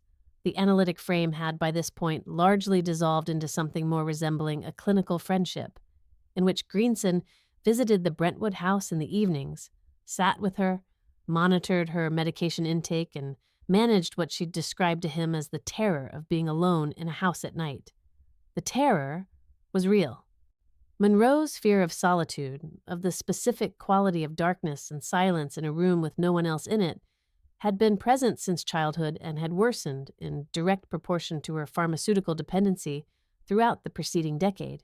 Greenson understood this fear clinically. He was also, by this point, the primary person managing it, which meant that her dependency on him was not separable from the therapeutic relationship that was supposed to be addressing the underlying conditions. His colleagues in the analytic community were aware, at least partially, of the situation. A letter Greenson wrote to a prominent analyst in 1961, describing his work with Monroe without naming her, he detailed his therapeutic approach in terms that his correspondent found alarming enough to respond with a pointed caution about the risks of abandoning the therapeutic frame with a patient of Monroe's dependency profile. Greenson's response to this caution does not survive in the available correspondence, but his practice in the months that followed suggests it did not substantially alter his approach. The medications Greenson and Engelberg were managing for Monroe by early 1962 included Nembutal, chloral hydrate, and Librium. The combination was being prescribed to address insomnia, anxiety, and the symptoms of barbiturate tolerance that had developed over a decade of continuous use. Chloral hydrate, the active ingredient in what was historically called a Mickey Finn, is a central nervous system depressant that, in combination with barbiturates, produces a synergistic sedative effect significantly more powerful than either substance alone. Monroe's physicians were aware of this interaction. The management of the combination required careful calibration of doses and timing, and there is documentary evidence in the medical records from this period that the calibration was imprecise, that Monroe was receiving, on some nights, quantities of medication that exceeded what her physicians had formally prescribed. Through a combination of the formal prescriptions and the additional sedatives she was sourcing through channels her doctors were not fully monitoring. The question of who was responsible for this imprecision, and whether responsibility is even a coherent concept to apply to a situation of such systemic failure, has occupied biographers and medical researchers for decades without producing consensus. What the record shows is that multiple physicians were prescribing to Monroe simultaneously without coordinating their prescriptions, that Greenson believed he was managing her medication comprehensively while being unaware of all its components, and that Monroe herself was an active participant in the management of her own pharmaceutical intake in ways that were not always visible to any of the individuals who considered themselves responsible for her care. In June and July 1962, as the Fox situation deteriorated and her professional future became uncertain in a way it had not been since 1954, Monroe's sessions with Greenson increased in frequency. She called him at his home in the evenings after he had left the Brentwood house. She called him in the early mornings. The phone records from this period, examined by investigators after her death, show a pattern of contact that suggests she was using Greenson as the primary anchor of her daily psychological stability, a function that no therapeutic relationship, however extended beyond its formal boundaries, is designed to perform indefinitely. Greenson discussed the situation with colleagues in terms that suggest he understood its unsustainability. He expressed to at least one colleague in a conversation recalled in a published memoir that he needed to begin withdrawing from the intensity of the relationship for her long-term therapeutic benefit, that the dependency she had developed on him was one that his continued availability was sustaining rather than resolving. He described a plan to reduce his daily presence over the summer of 1962, introducing other support structures that would gradually absorb the functions he had been performing. Whether this reduction was underway in the final weeks of her life, or whether it was still theoretical, is something the available record does not resolve clearly. What is documented is that in the days before her death, Monroe made contact with a number of people she had been less accessible to during the preceding months, friends, colleagues, her half-sister Bernice, in a pattern that some accounts characterize as reaching out and others characterize as something more final. She also, in her last documented phone call with Greenson on the evening of August 4th, 1962, was described by him afterward as sounding drugged and difficult to reach. He came to the house. He stayed for a period. He left.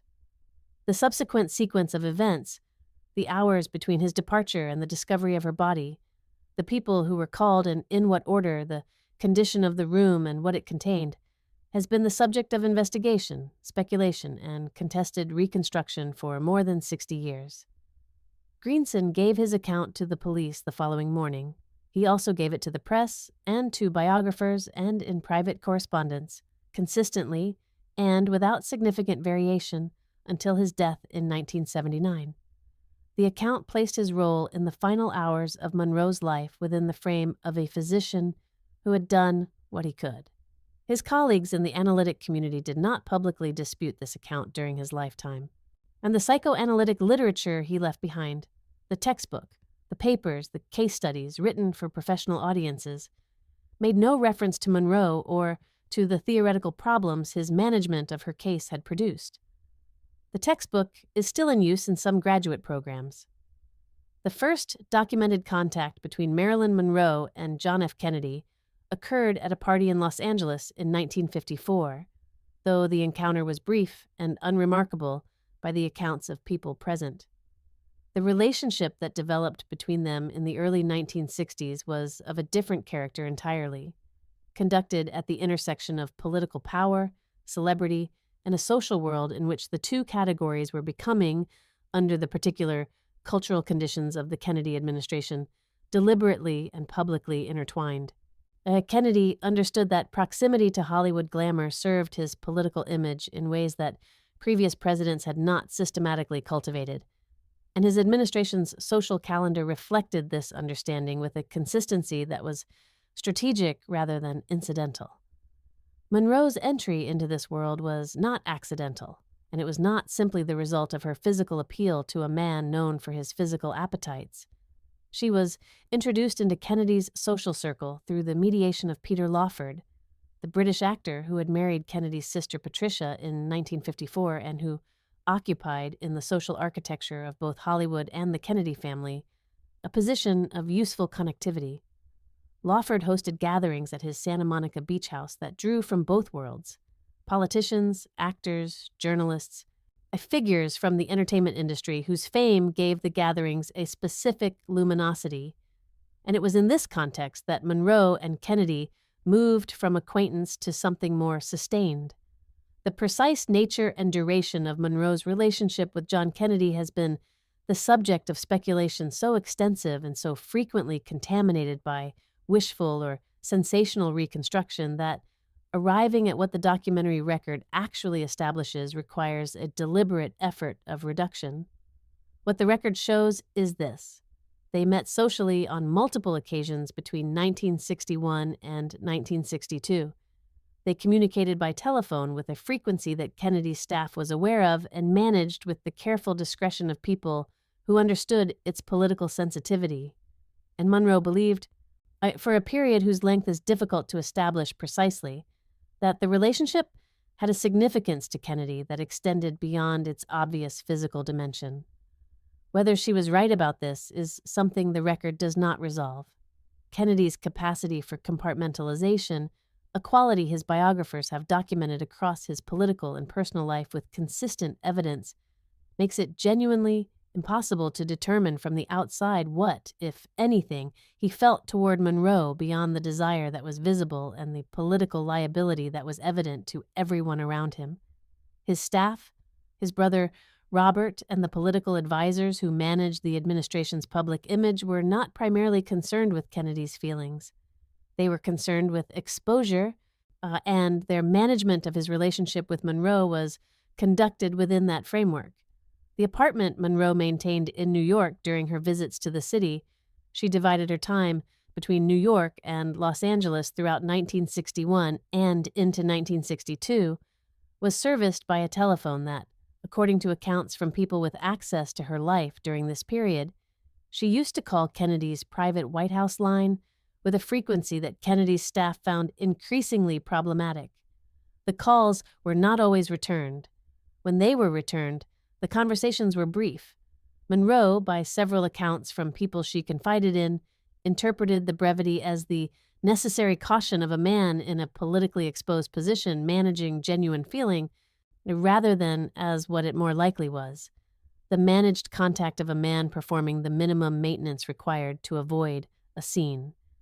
She told at least 2 people during this period that she believed Kennedy intended to leave his wife.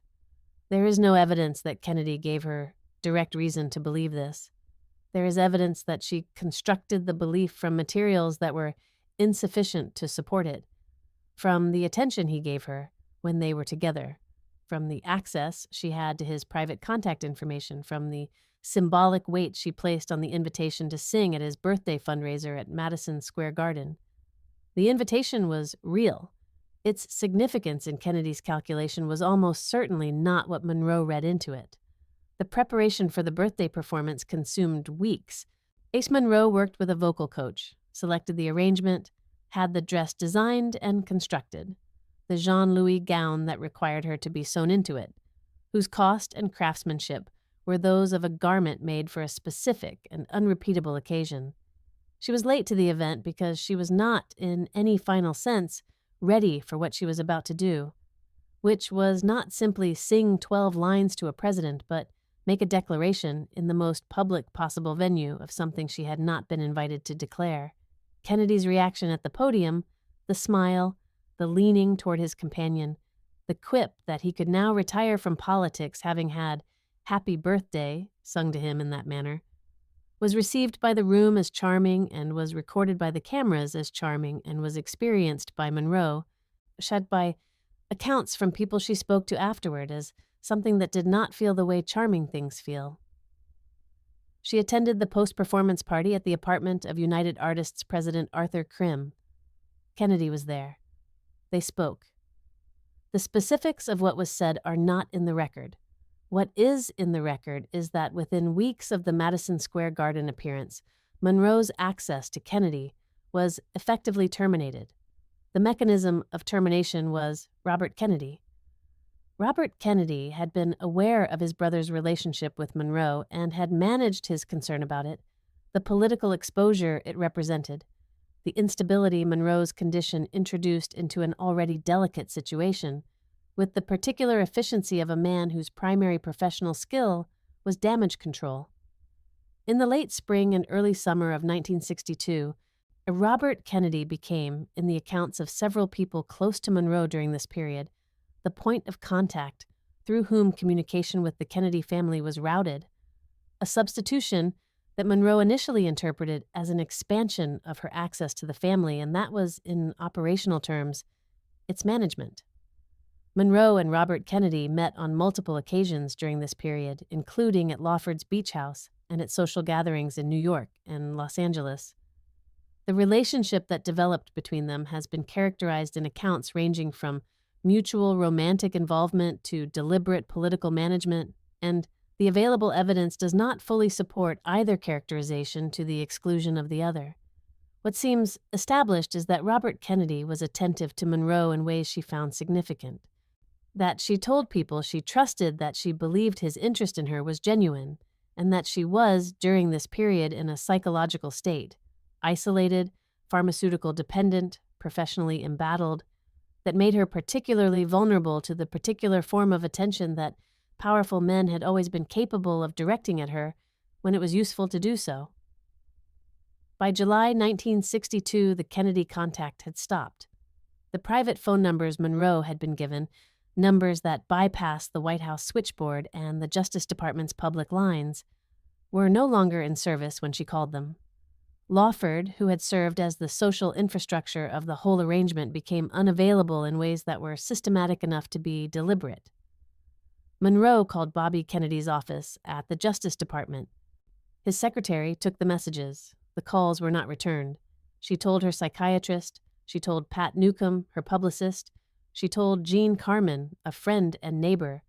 The accounts of what she said during this period are consistent in their essential content and inconsistent in their emotional register. Some describe her as angry, others as bewildered, others as frightened in a way that went beyond romantic rejection into something more specific. She told at least one person that she knew things about the administration, about conversations she had been party to during the period of access, that she did not intend to keep private indefinitely. Whether this was a genuine threat, an expression of hurt, or the confused statement of a woman in pharmaceutical and emotional crisis is impossible to determine from the surviving accounts.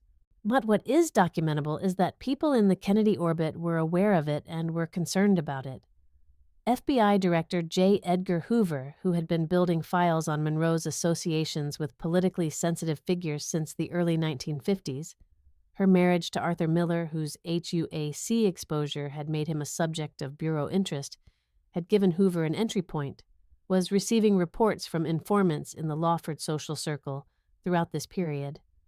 The FBI files on Monroe, portions of which were released under Freedom of Information Act requests in the 1980s, show an agency that was monitoring her contacts, her conversations, and her psychological condition with an attention that was not explained by any legitimate law enforcement concern. Robert Kennedy visited Los Angeles in late July 1962. The accounts of whether he saw Monroe during this visit are contradictory. Lawford's various accounts changed over the years, and other witnesses have given conflicting testimony.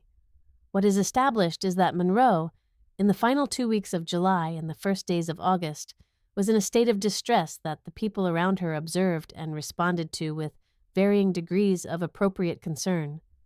Her calls to Greenson during this period increased. She called friends she had been out of contact with for months.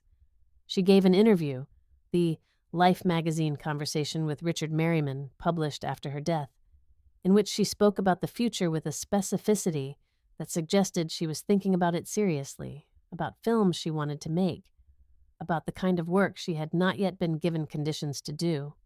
She also gave a separate interview to Cosmopolitan that was similarly forward-looking. These interviews have been read in retrospect as evidence that she was not planning her own death, an argument that has been made primarily in response to the conspiracy theories that her death generated and that collapses under scrutiny into the familiar problem of reading backward from an outcome into the days that preceded it. What the interviews show is a woman who was thinking about her future and simultaneously in serious psychological crisis, two conditions that are not mutually exclusive and whose coexistence made the people around her uncertain about how to calibrate their concern. On the evening of August 3rd, 1962, Robert Kennedy was in San Francisco for a meeting of the American Bar Association. He flew to Los Angeles that evening, and the question of whether he visited Monroe at the Brentwood House on August 3rd or the morning of August 4th is one of the most contested factual questions in the entire documentary record surrounding her death. Multiple witnesses have placed him in the vicinity. The accounts conflict in ways that have never been resolved and that the passage of time has made irresolvable. What is established is that Monroe spent the afternoon of August 4th with Greenson at the Brentwood House. Greenson arrived in the early afternoon and remained for several hours. He described her as despondent. He gave his account of her mood and their conversation to investigators and to journalists and to biographers in terms that were consistent in characterizing her emotional state as serious, but not, in his clinical judgment at the time, acutely dangerous. And he left in the early evening. The last confirmed contact Monroe had with anyone outside the house was a phone call to Joe DiMaggio's son, Joe DiMaggio Jr., who called to share news about his personal life that he wanted her to know. By the accounts of people who later spoke to DiMaggio Jr., Monroe sounded calm during the call, pleased to hear from him, engaged with what he was telling her. The call lasted several minutes. It ended with an ordinary conclusion, not the kind of conclusion that DiMaggio Jr. recognized afterward as a conclusion of any other kind. The next person to speak to her, by Greenson's account and Eunice Murray's account, was Greenson, calling the house in the late evening when Murray noticed that Monroe's bedroom light was still on at an unusual hour and the door was locked. Greenson told police he spoke to Monroe on the phone at that point. Police investigators who reviewed the account found aspects of its timeline inconsistent with other established facts about the evening, and the inconsistencies were noted in investigative documents that were not made part of the public record until years later. What the Kennedy connection had provided Monroe in the period of its active operation was the particular intoxication of proximity to the center of American power at a moment when that center was performing its own glamour with unusual sophistication. She had been close to powerful men before, DiMaggio, Miller, studio executives whose power was specific to a particular industry. But the Kennedy White House was a different order of institution, and the access she had to it, as however carefully managed and ultimately revocable, was not the kind of access available to most people in any field. What the termination of that access produced was the specific grief of a person who had believed, for reasons she had assembled from available evidence and her own need, that she had finally arrived somewhere permanent, and who discovered that the arrival had been, from the other side, a visit with a predetermined end date that nobody had mentioned to her. She had been set aside before, by foster families, by studios, by husbands. The mechanism was always slightly different. The result was always the same. The set of Something's Got to Give was built on Stage 14 at 20th Century Fox in the spring of 1962, and it had the quality that film sets sometimes acquire when everyone present knows, without saying so directly, that the production is in difficulty. The crew arrived each morning with the particular efficiency of people managing around an absence, preparing lights, arranging marks, rehearsing camera movements for scenes that may or may not be filmed that day, depending on whether the woman whose name was on the call sheet would arrive. The director, George Cukor, moved through these mornings with a professional patience that the production records suggest was increasingly effortful to maintain. Cukor was 72 years old and had been directing films since the silent era. He had worked with Katharine Hepburn, with Judy Garland, with Greta Garbo, with women, in other words, whose professional complexity he had navigated with varying degrees of success over 4 decades. His initial enthusiasm for directing Monroe had been genuine, and he had seen what she was capable of when the conditions were right and had believed, during the pre-production period, that he could create those conditions. What he found when production began in April 1962 was that the conditions required were more specific and more fragile than he had anticipated, and that the institutional context, Fox's financial crisis, the studio's deteriorating relationship with Monroe, the presence of Eunice Murray and the shadow of Greenson over every aspect of her daily life, made creating them effectively impossible. Fox was in serious financial trouble by 1962, a situation whose primary cause was the catastrophic cost overruns on Cleopatra, the Elizabeth Taylor epic being filmed simultaneously in Rome, whose budget had escalated from $2 million to $37 million and was threatening the studio's solvency. The pressure this placed on every other Fox production was severe and specific. Budgets were scrutinized, schedules were enforced with unusual rigidity, and Monroe's absences from the Something's Got to Give set were being calculated on a daily basis in terms of their dollar cost to a studio that could not absorb waste. The institutional patience that might, under different financial circumstances, have accommodated Monroe's working requirements was not available in 1962, and the people managing the production knew it. Monroe appeared on set on April 23rd, the first day of production, and then not again for 2 weeks. Her physician doctor, Engelberg, provided documentation of sinusitis, a bacterial infection that was genuine and that the antibiotics prescribed for it were treating, though the interaction between the antibiotics and her existing pharmaceutical regimen was itself a medical complication that the production was not informed of. Fox's production office received the medical documentation, disputed its sufficiency, and sent its own physician to examine her. The studio physician's report, which Fox's legal team later used in the termination proceedings, found her condition less severe than Engelberg's documentation suggested, a finding that was not medically impossible, but that reflected the particular interpretive pressure under which studio physicians operated when the result of their examination had financial and legal consequences.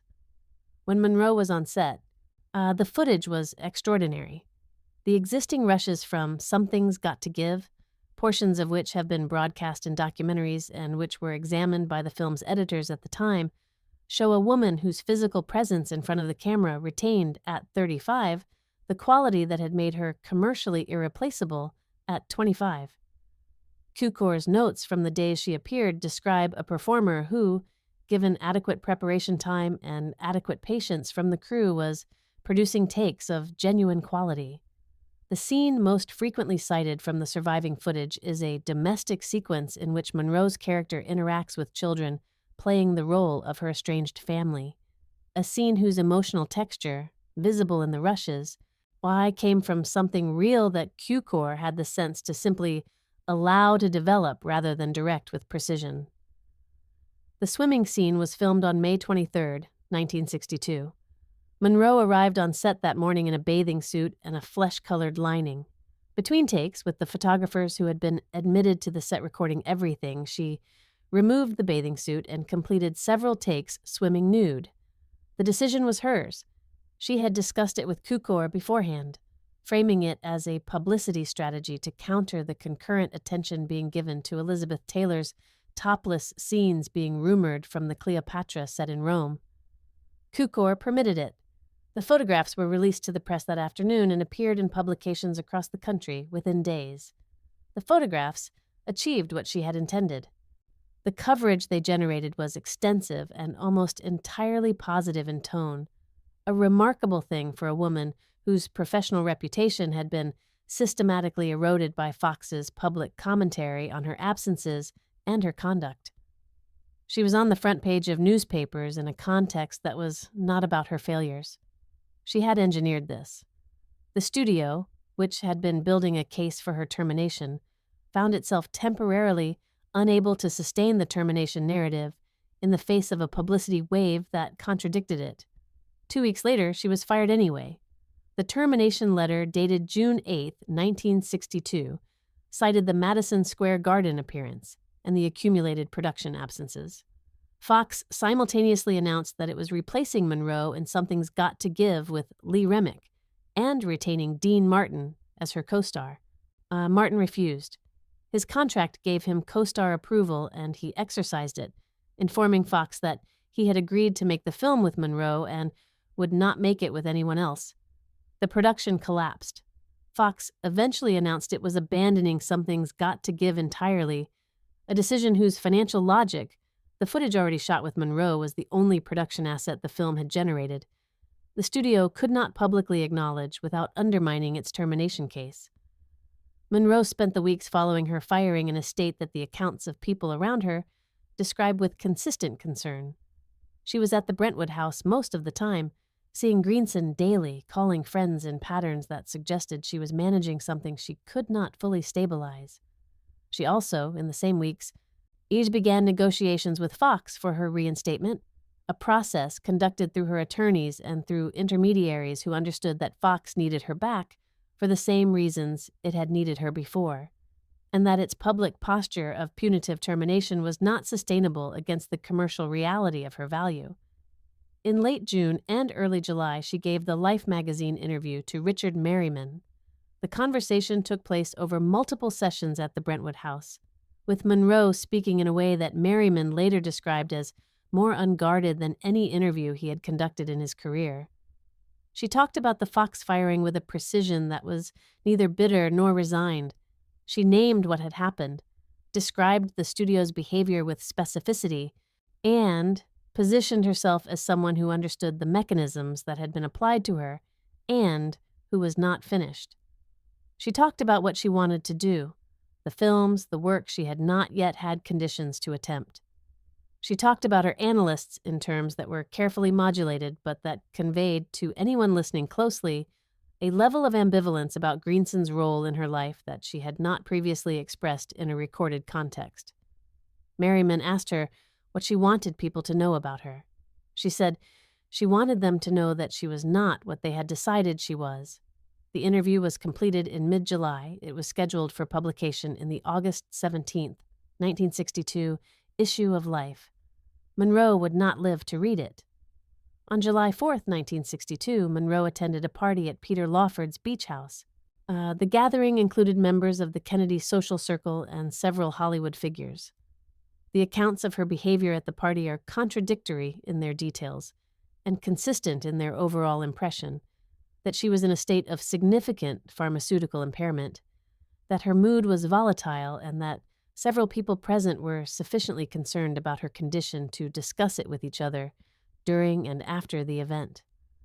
Lawford's accounts of the party changed over the years in ways that correspond to changes in his own public positions about his relationship with the Kennedy family. In late July and early August, Monroe had a series of phone conversations with Joe DiMaggio that, by DiMaggio's later account, were different in character from the intermittent contact they had maintained since their divorce in 1954. DiMaggio had proposed remarriage to her at some point during 1962.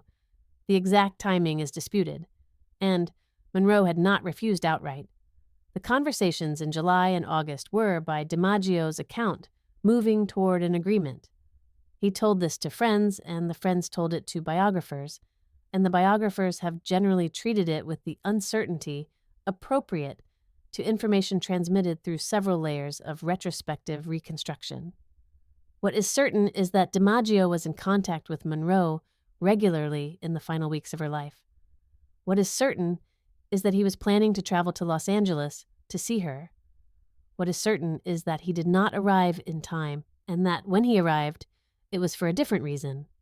On August 1st, 2nd, and 3rd, Aunt Monroe had a series of appointments that her calendar and the accounts of people she saw during this period allow to be partially reconstructed. She saw Greenson. She had a fitting for clothes she had ordered. She spoke on the telephone with her half-sister Bernice, who later wrote that Monroe sounded tired but coherent, and had expressed interest in Bernice's life in the specific way of someone who's paying attention to someone else. She spoke with her former publicist Arthur Jacobs and his wife Natalie at a concert on the evening of August 4th, though accounts differ on whether this contact occurred before or after the events at the Brentwood house had already begun. On the afternoon of August 4th, Greenson arrived at the Brentwood house and remained for several hours. He later described Monroe as despondent, but not acutely suicidal, a clinical assessment he maintained in the face of significant subsequent challenge. He administered, or observed the administration of, medication during his visit. The specific medications and doses given that afternoon are not fully established in the medical record, and the inconsistencies between the accounts given by Greenson and Engelberg to investigators have been documented in the investigative files and disputed without resolution. Greenson left the house at approximately 5 p.m. He had, he later said, made arrangements for a colleague to check on Monroe that evening. The colleague, by Greenson's account, called the house and spoke to Monroe and found her to be in a manageable state. At some point after Greenson's departure, Monroe spoke with Joe DiMaggio Jr. The call was, by DiMaggio Jr.'s account, entirely ordinary. She was warm and engaged. She seemed, to him, present. At some point after that call, she was not. The last photographs taken of Monroe alive were made in late July 1962 at the Brentwood house by the photographer Lawrence Schiller, who had also taken photographs during the Something's Got to Give swimming scene. They are not famous photographs in the way that the earlier studio portraits are famous. They show a woman sitting in sunlight in her garden in a loose robe, without makeup, squinting slightly against the brightness. Her face in the photographs looks tired in the specific way of someone who has been tired for a long time and has stopped entirely performing anything else. Her hands are in her lap. She is looking toward the camera without the arrangement of expression that her public photographs always showed. Without the particular management of her own presentation that had been, for 16 years, the condition of her visibility. She looks, in these photographs, like a person who has briefly stopped. The Life magazine issue containing the Merriman interview reached newsstands on August 17, 1962. Her photograph was on the cover. Inside, the interview ran under the headline, Marilyn Monroe on Marilyn Monroe. Readers who picked up the magazine in drugstores and supermarkets across the country that week could read her describe what she wanted from her life and her work with a clarity and an intelligence that many of them, having spent years receiving the studio's version of who she was, found surprising. She had been dead for 13 days. Eunice Murray noticed the light under Monroe's bedroom door at approximately midnight on the night of August 4th. This is the account she gave to police on the morning of August 5th. and it is the account she maintained for years, with modifications of detail that she introduced in later interviews, without explanation and without appearing to register that the modifications contradicted what she had previously said. The light was on. The door was locked. She was unable to rouse Monroe by knocking. She called Greenson. Greenson arrived at the house and broke the bedroom window with a fireplace poker. He found Monroe face down on the bed, her right hand loosely holding the telephone receiver, the phone itself having been knocked or placed to one side. He called Engelberg. Engelberg arrived and pronounced Monroe dead at approximately 3:35 in the morning of August 5th, 1962. The Los Angeles Police Department was notified at 4:25 a.m. The gap between the discovery and the police notification, a period of approximately 45 minutes to an hour, depending on which account of the discovery timeline is used, was noted by the responding officers and by subsequent investigators, and has never been satisfactorily explained by any of the people who were present in the house during that interval. The coroner's report, completed by Deputy Medical Examiner Dr. Thomas Noguchi, established the cause of death as acute barbiturate poisoning, specifically a lethal concentration of nembutal and chloral hydrate in Monroe's bloodstream. The manner of death was ruled probable suicide. The ruling was not based on the absence of other explanations, but on the insufficiency of the evidence for them, a distinction that the coroner's office made in its documentation, and that was largely ignored in the public reporting of the finding. Noguchi's report noted several inconsistencies that the probable suicide ruling did not resolve. The concentration of barbiturates in Monroe's blood was extremely high, consistent with ingestion of a large quantity of pills over a relatively short period. Her stomach contents, however, showed very little residue of pill material, which created a medical puzzle that Noguchi documented carefully and that pathologists have subsequently debated without reaching consensus. One interpretation of this evidence is that the drugs were introduced by some means other than oral ingestion.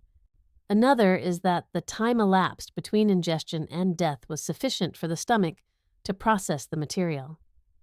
The autopsy did not include a toxicological analysis of the colon, an omission that Noguchi later described as a procedural error, and that has been cited by researchers as having foreclosed a potentially relevant line of evidence.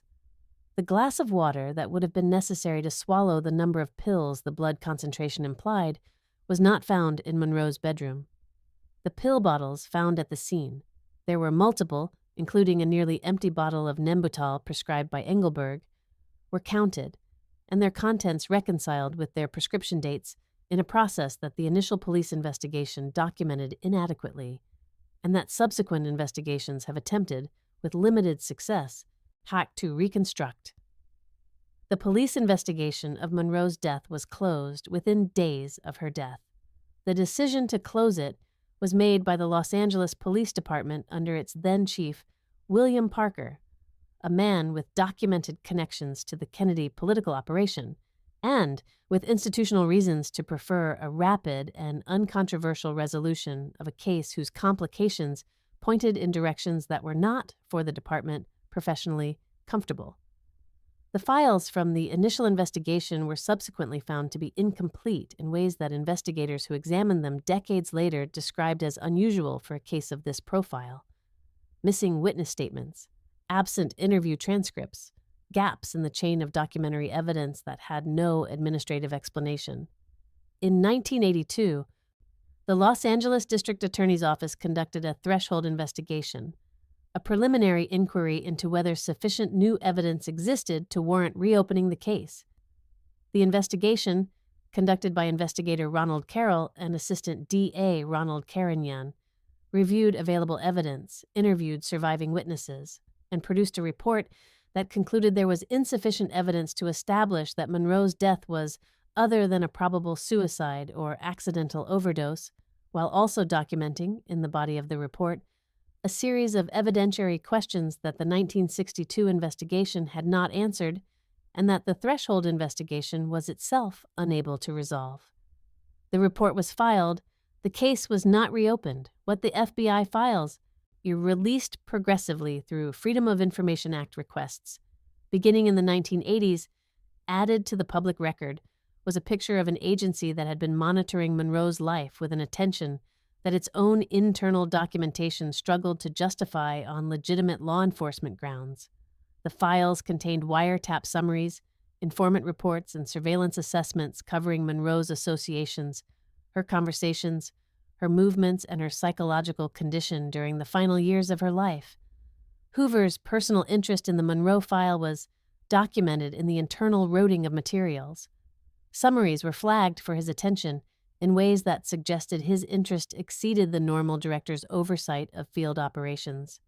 The files also contained, in redacted form, as references to conversations and contacts whose specific content the Bureau declined to release on national security grounds, a classification category whose application to a deceased actress's personal relationships was not explained in any of the release documentation accompanying the files. The morning of August 5th unfolded with the particular speed of a situation being managed rather than simply reported. Monroe's publicist, Pat Newcomb, arrived at the Brentwood house before most of the press and remained for hours, visibly distressed. Peter Lawford was reached at his beach house and notified. The notification chain that connected Monroe's death to the Kennedy political operation moved with an efficiency that several people close to the situation later described in various ways. As having a pre-organized quality, as though the procedures for this eventuality had been considered in advance of the eventuality itself. Monroe's personal effects were removed from the Brentwood house in the hours and days following her death, with a thoroughness that the subsequent inventory of the estate found difficult to account for. Her telephone records from the final weeks of her life were not preserved in the estate's files. Her personal diary, a red leather notebook that multiple people who knew her during this period have described seeing in her possession, was not found among her effects and has never been located. The absence of the diary was noted by Monroe's half-sister Bernice and by several friends who knew of its existence, and was investigated by journalists and biographers over the subsequent decades without result. Joe DiMaggio arrived in Los Angeles on the morning of August 5th and took charge of the funeral arrangements with a decisiveness that reflected both his genuine grief and his particular form of love, the possessive, protective impulse that had made their marriage impossible and that survived the marriage intact. He organized a small private ceremony at the Westwood Village Memorial Park Chapel on August 8th, deliberately excluding the Hollywood figures, studio executives, and Kennedy Circle members whom he held, in his understanding of what had happened to Monroe, jointly responsible for her death. Peter Lawford was excluded by name. DiMaggio stood at the casket and wept in a way that the funeral director and the handful of witnesses present described as uncontrolled, not the performed grief of a public figure at a public event, but the grief of a man who had not finished being in love. He arranged for roses to be placed at her crypt 3 times a week. He maintained this arrangement for 20 years until his own death in 1999. Whether this constitutes devotion or its dark counterpart is a question the arrangement does not answer. The estate Monroe left behind was modest by the standards her commercial value implied. She owned the Brentwood house, personal belongings, and residual interests in several film productions. She had no significant savings, no investment portfolio, no financial architecture appropriate to a woman who had generated the revenues her films had produced. The money she had earned had passed through her hands and into the accounts of studios, agents, analysts, managers, and the apparatus of her own professional maintenance without accumulating in any form she retained. Her net estate was valued at approximately $92,000, a figure that, set against the hundreds of millions her image and her films had generated for others during her lifetime, requires no commentary to produce its effect.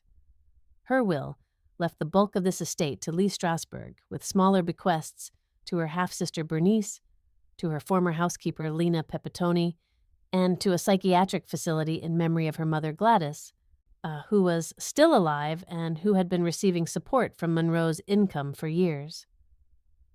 Gladys Baker outlived her daughter by 22 years, spending most of those years in institutional care, dying in 1984 in a Florida nursing home.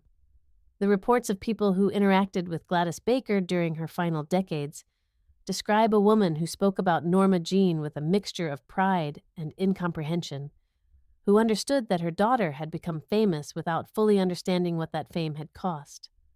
The rights to Monroe's image passed through Strasberg's estate to his third wife, Anna, who licensed them aggressively throughout the 1980s and 1990s, placing Monroe's face on products, posters, and merchandise with a commercial efficiency that would have been recognizable to the Fox publicity department. The Monroe estate, managed by Authentic Brands Group since 2010, generates revenues estimated in the hundreds of millions annually. The face that was sewn into a flesh-colored dress and wheeled out to perform 12 lines for a president in 1962 has become, in the decades since, a durable commercial property, stable, reliable, and no longer capable of making demands. The sealed files surrounding Monroe's death, the unreleased portions of the FBI records, the documents withheld from the 1962 police investigation, the materials whose classification has been periodically reviewed and periodically maintained, remain sealed. The people who could have clarified the events of August 4th and the early hours of August 5th are dead. Greenson died in 1979. Engelberg died in 2005. Murray died in 1994. Now, having given a final interview in which she modified her account of the discovery timeline in ways she declined to explain, saying only that it was time to tell the truth, and then declining to say what the truth was. The house at 12,305 Fifth Helena Drive, the first house Monroe had ever owned, the one she had chosen the tiles for, the one she had furnished with things she had selected herself, was sold after her death. It passed through several owners. In 2023, the owner at that time sought a demolition permit to tear down the structure and build a new house on the lot. The Los Angeles City Council voted to designate the property a historic cultural monument preventing demolition. The designation cited the house's historical significance as the site of Monroe's death, not as her home, not as the place she had chosen and made her own, but as the location where she was found. She had spent 6 months in the house. She had been dead for 60 years. The monument designation was to the fact of her death, attached to the address where it occurred, preserving the structure not for what she had done within it, but for what had happened to her there. The autopsy photographs taken by Noguchi's office on the morning of August 5th show a woman who looks, in the clinical language of forensic documentation, unremarkable. The body of a 36-year-old woman whose face, without the architecture of the persona applied to it, is simply a face. The platinum hair is loose. The careful construction that made her recognizable to the entire world is absent. The photographs are not publicly available, but they have been described by the physicians and investigators who examined them in terms that consistently note the same thing, that without the Marilyn Monroe overlay, she was harder to identify than they expected. The question of what killed Monroe, the specific sequence of events, the precise chain of physical cause, the human decisions and failures and possible interventions that produced the outcome, has not been definitively answered in 62 years of investigation, speculation, and contested reconstruction. The probable suicide ruling stands because no alternative has been established with the evidentiary standard that reopening the case would require. Not because the ruling is without significant question. What is not in question is the accumulation that preceded it. The foster homes, the marriages, the contracts, the analysts, the studios, the powerful men who found her useful, and the same men who found her. At the moment, her usefulness became complicated, disposable. The accumulation is documented. It has a chronology. Each element connects to the next with the causality of a life in which very few of the doors opened from the inside. She had wanted, for as long as the record shows her wanting things, to be taken seriously, to be seen as the person she was rather than the image she had been required to produce, to make work that asked something genuine of her, and to be given the conditions in which genuine things were possible. These were not extravagant ambitions. They were the ordinary ambitions of a person who wanted her life to mean what she was putting into it. The estate earns its hundreds of millions. The face is everywhere. The woman is nowhere in particular. 62 years after her death, Marilyn Monroe's face appears on coffee mugs, on hotel room walls, on phone cases sold in airport gift shops in cities she never visited. The image used most frequently is from the 1950s. The platinum hair, the parted lips, the particular arrangement of expression that her vocal coach and her photographer and her own years of careful self-study produced. It is among the most reproduced faces in the history of commercial printing. It is also, in the precise sense, not a face. It is the residue of a performance that was never intended to be permanent. The industry that built the image and discarded the person now sells the image without remainder. The estate that controls her likeness operates with the efficiency of any intellectual property portfolio. Licensing fees, approval processes, brand partnerships. The woman who spent 14 months fighting a studio for contractual control of her own professional decisions left behind an estate whose commercial operation she could not have imagined and did not design. She left it inadvertently to a man she trusted because he told her she was talented, whose wife she became close to because she needed a family, and whose heir is a woman who never met her. The films remain. Some, Like It Hot, is still shown in repertory cinemas and university film programs. Bus Stop is still discussed in acting conservatories as an example of a specific quality of presence that is easier to identify than to teach. The Misfits is still assigned in American literature courses, read primarily as Arthur Miller's work, and with Monroe's contribution to its creation, the decade of her life that Miller studied to write Rosalind, the physical and psychological cost of its production, noted in footnotes if noted at all. The circumstance of her death remains in the formal legal sense, unresolved. The files that might clarify it remain in significant portion sealed. The people who were in the house that night are gone. What was taken from the house in the hours following her death, the diary, the phone records, the materials whose absence investigators have documented for decades, has not been found. Her mother Gladys lived for 22 more years in institutional care, supported first by Monroe's income and then by the estate's obligations, dying in 1984 in a Florida facility. There is no record of Gladys Baker attending her daughter's funeral. There is no clear record of whether she was invited. Joe DiMaggio, who excluded from the funeral the people he blamed for Monroe's death and who maintained flowers at her crypt for 2 decades, died in 1999 with her name among the last words he was recorded to have spoken. What this means, and whether it means anything beyond the obvious, is something the record does not illuminate. People who loved badly and people who loved well can both die with a name on their lips.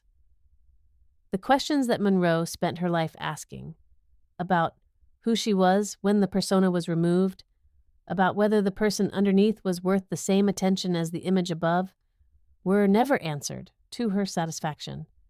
They were not answered by the marriages, not by the analyses, not by the serious dramatic work she produced in the final years of her career, and they remain open in the way that questions remain open when the person asking them dies before the answers arrive.